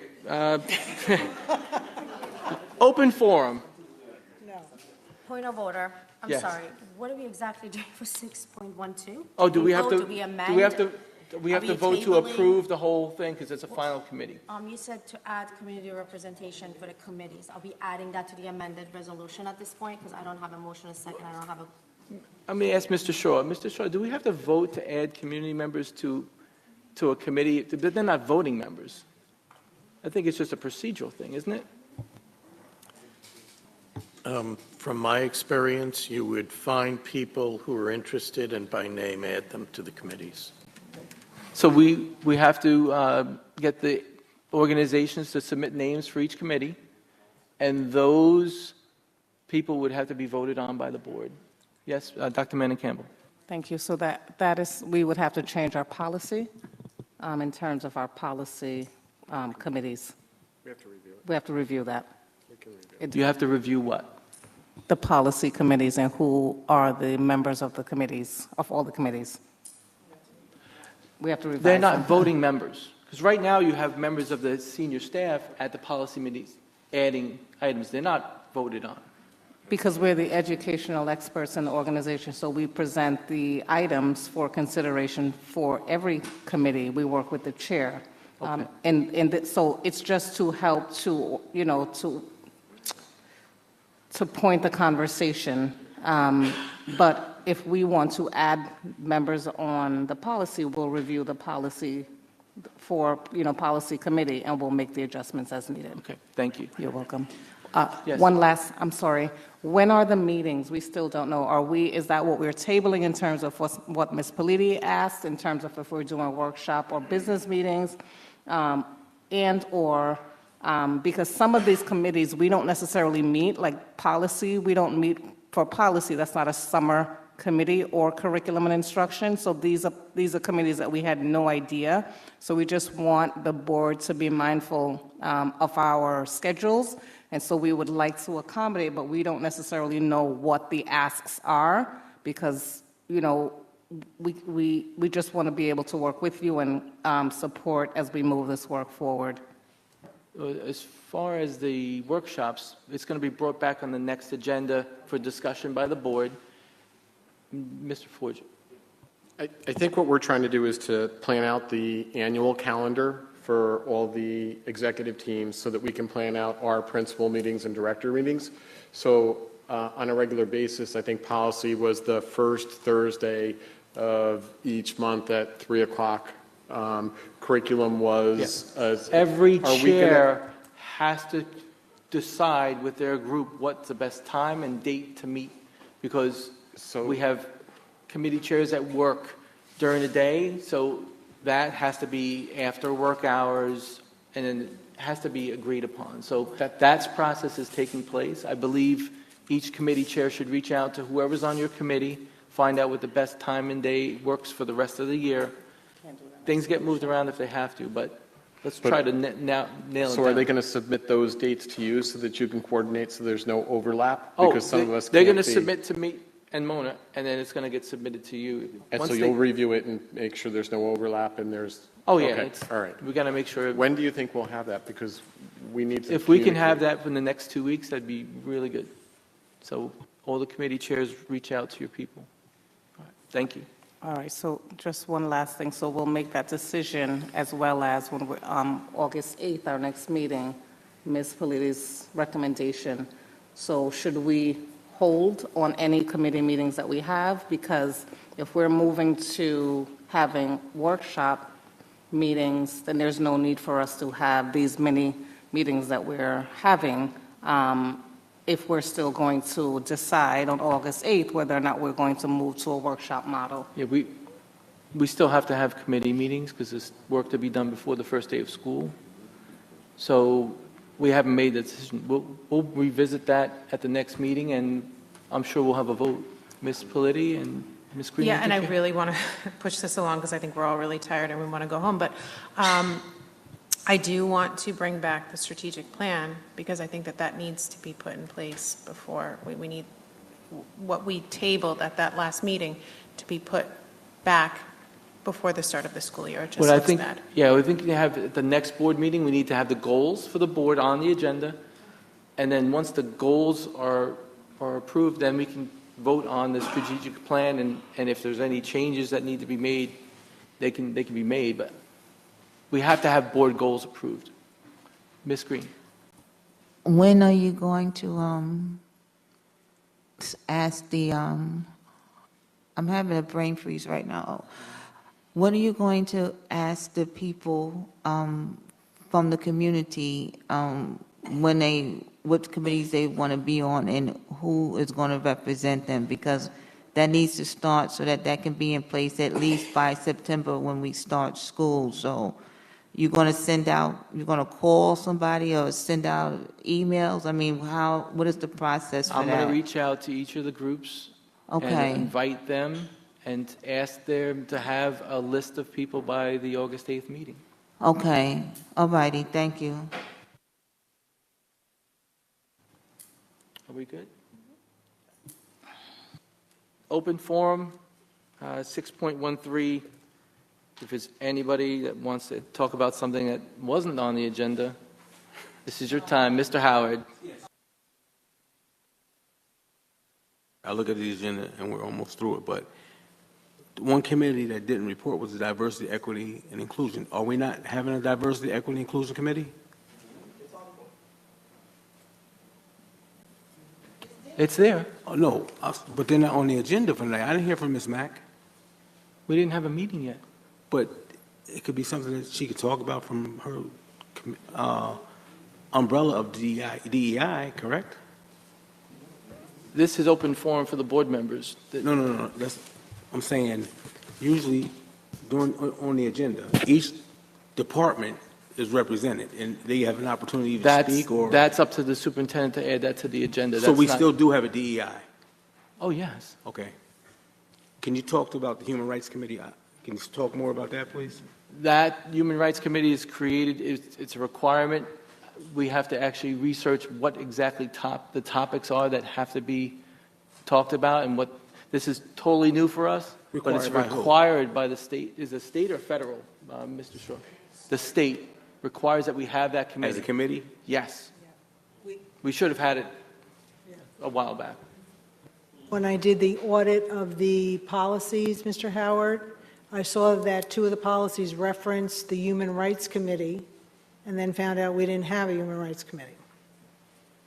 Mr. Duray? I have a separate question, not related to that. It's always been a united front between the superintendent and the board president, I guess, for years and years. So what was the logic with changing seats here?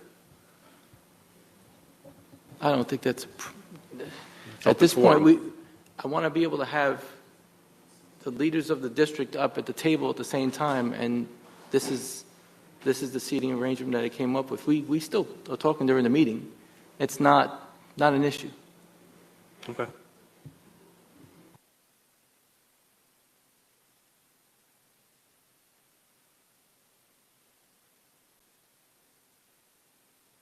One item I have for open forum is very quick. Mr. Andy Benitez has been contacting the district for a couple months about an intramural soccer program that he would like to see in our school system. Andy Benitez, yeah, he had written some emails, I believe, a couple months back. An intramural soccer program. Other districts have them. It's basically it's a fun activity for the kids, but they also learn soccer. We can have it for other sports as well, but I think his focus is soccer, and I'm hoping that we can get something going at some point. That's my only item for open forum. Anybody else? Ms. Boulay? Two very quick things. One, policy 4321 talks about an annual report. I'm assuming that I, as a new member, missed it, so I was wondering if I could get a copy of it, and I don't know if Ms. Paletti or Mr. Bergarelli would want it as well. It's called a space. It's checking to see that we have appropriate space, that a review is done annually to make sure that we have space for our special education students, both in the district and any outside source. So if I could get a copy of that. And then 4600 is another annual report that's done in regard to social workers. It's from a committee of social workers, school psychologists, parents, teachers, and counselors. This council meets twice a year, and annually they submit a report to the board. So if I could get that, because I'm assuming I missed it just from the time of appointment. Is that okay? Okay.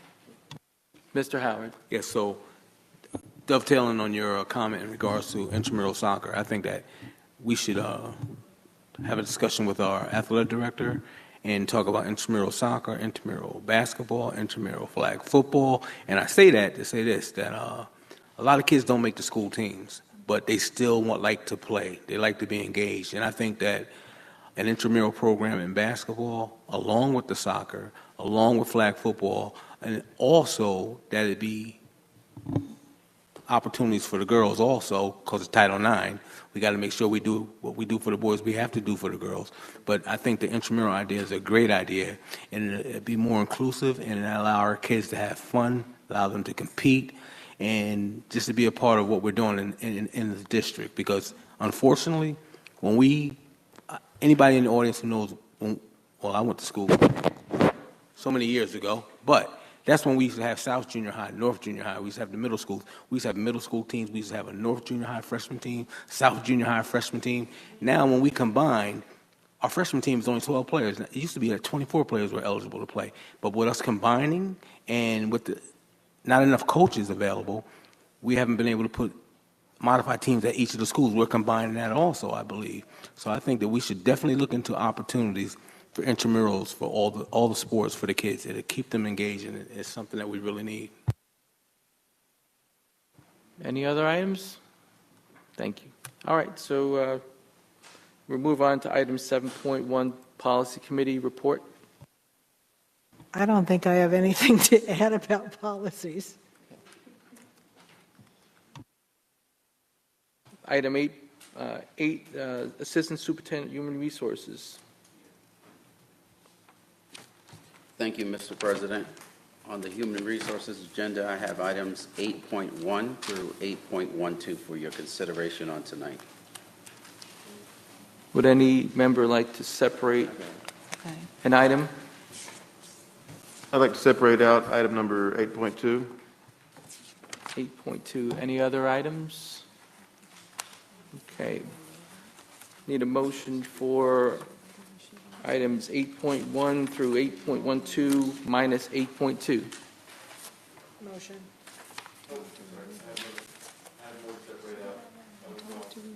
Okay. I'd also like to separate out 8.4. Okay, have a motion to, for items 8.1 through 8.12 minus 8.2 and 8.4. Can I have a motion? Discussion on those items? Roll call? Mr. DeRay? Yes. Ms. Green?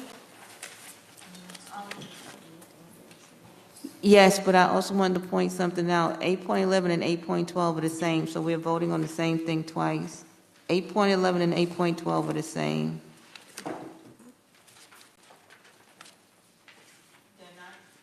They look the same, but they're not. Okay. Mr. Howard? Mr. Lamar? Yes. Mr. Levinstein? Yes. Ms. Paletti? Yes. Mr. Straight-Iron? Yes. Ms. Boulay? Yes. Mr. Bergarelli? Yes. Item 8.2, can I have a motion? I'd like to move the table. So moved. I'd like to move the table. Roll call, please, the table. Mr. Levinstein? Yes. Ms. Paletti? Yes. Mr. Straight-Iron? Yes. Ms. Boulay? Yes. Mr. Bergarelli? Yes. Mr. DeRay? Yes. Ms. Green? Yes. Mr. Howard? Yes. Mr. Lamar? Yes. Item 8.4, can I have a motion, please? Discussion? Yeah, Mr. I just Lamar. was curious, is this, this this substitute administrator, is it, are they, forgive me, are they replacing somebody, or is this an at-large substitute administrator, or is this someone for downtown? I mean, I'm just curious what the position is. Dr. Campbell? I don't know if I like that downtown. It sounds really cool because Midtown was the name for the students. But that administrator will be utilized. She's our previous human resources assistant superintendent. And so she would primarily be utilized for supporting human resources. Should we have an absence, and oftentimes she does sit in as the board clerk. If the board clerk is also absent, she does that role as well. Roll call, please. Ms. Paletti? Yes. Mr. Straight-Iron? Yes. Ms. Boulay? Yes. Mr. Bergarelli? Yes. Mr. DeRay? Yes. Ms. Green? Yes. Mr. Howard? Yes. Mr. Lamar? Yes. Mr. Levinstein? Yes. Thank you, Mr. President. That concludes my items. Thank you, Mr. McLemore. Item 9 is Assistant Superintendent of Finance. The Finance Division presents items 9.1 to 9.6 for the board's consideration. Would anyone like to separate any of these items? Okay. Motion and a second, please.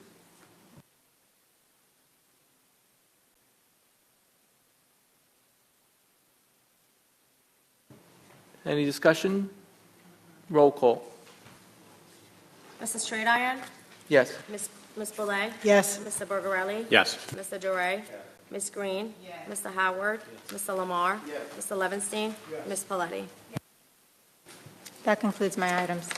Thank you, Ms. Roaring. Item 10, Assistant Superintendent, CIO, DPO. So tonight on the agenda, I have items 10.1 and 10.2 on a consent agenda. Would anyone like to separate these items? Can I have a motion, please? Discussion? Roll call. Mr. Bergarelli? Yes. Mr. Duray? Ms. Green? Mr. Howard? Mr. Lamar? Mr. Levinstein? Ms. Paletti? Mrs. Straight-Iron? Ms. Pillay? Yes. Thank you. That concludes my item.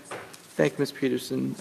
Item 11, Assistant Superintendent Curriculum Instruction Elementary. Thank you, Mr. President. I have one item for your consideration this evening. Can I have a motion and a second, please? Any discussion? Roll call, please.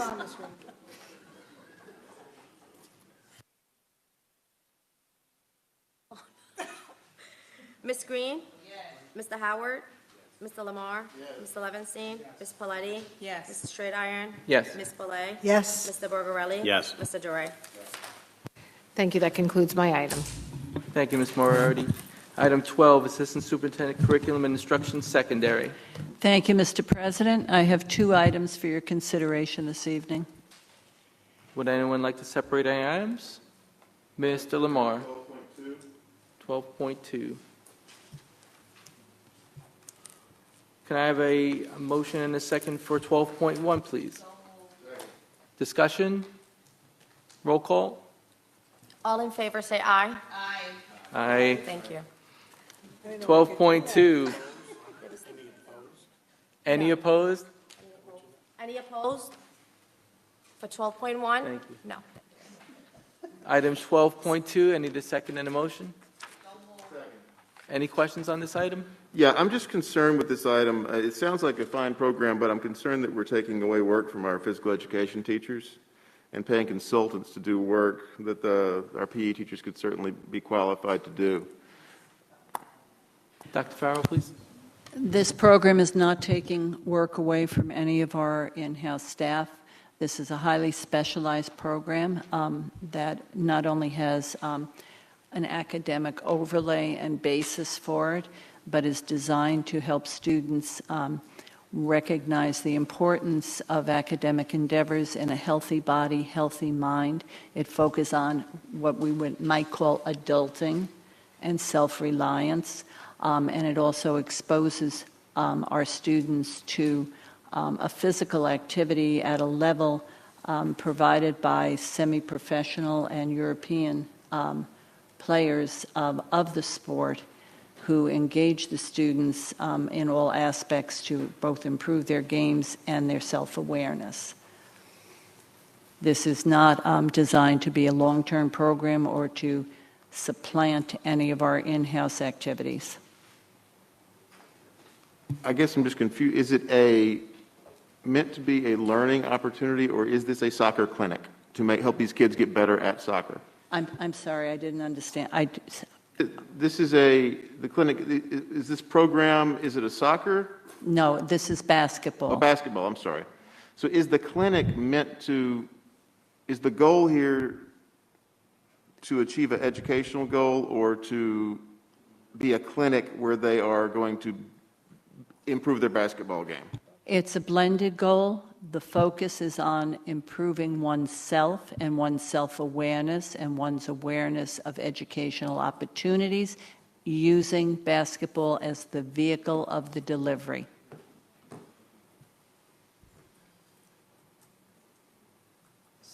Any other questions?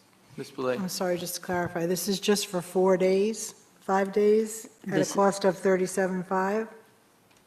Yes, ma'am. Thank This is a you. 5-day program, all day. Not to exceed. Any other questions? Roll call. All in favor, say aye. Any opposed? Nay. Take roll call. Nay. Okay. Yeah, take a All roll right. call. We have. Ms. Boulay? No. Mr. Bergarelli? Yes. Mr. Duray? Yes. Ms. Green? Yes. Mr. Howard? Yes. Mr. Lamar? No. Mr. Levinstein? Yes. Ms. Paletti? Yes. Mr. Straight-Iron? Yes. That concludes my items. Thank you. Thank you, Dr. Farrell. Assistant number 13, Assistant Superintendent Exceptional Learners. Thank you, Mr. President. Exceptional Learners has items 13.1 through 13.3 for the board's consideration. Would anyone like to separate items? Roll call, motion and second, please. Who made the motion? Okay. Any discussion on the items? Roll call.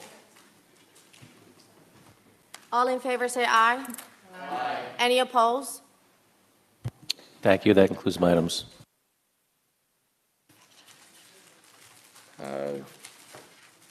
I believe that gets us to executive session because we already had the non-agenda items discussed. Be it resolved that the Board of Education hereby recesses into executive session for the following purpose. Matter made confidential under FERPA, employment history of particular individuals, matters leading to the employment of particular individuals, the review of programs and placements of students with disabilities, collective bargaining under the Taylor Law, NTA, NSAA, CSEA, and to obtain advice from legal counsel. Will we not?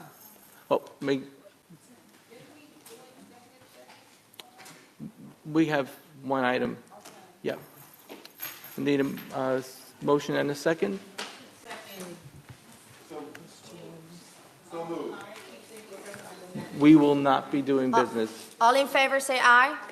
No, sorry. Aye. We will not be doing business after executive. Any opposed? No. Any opposed? Have a good night.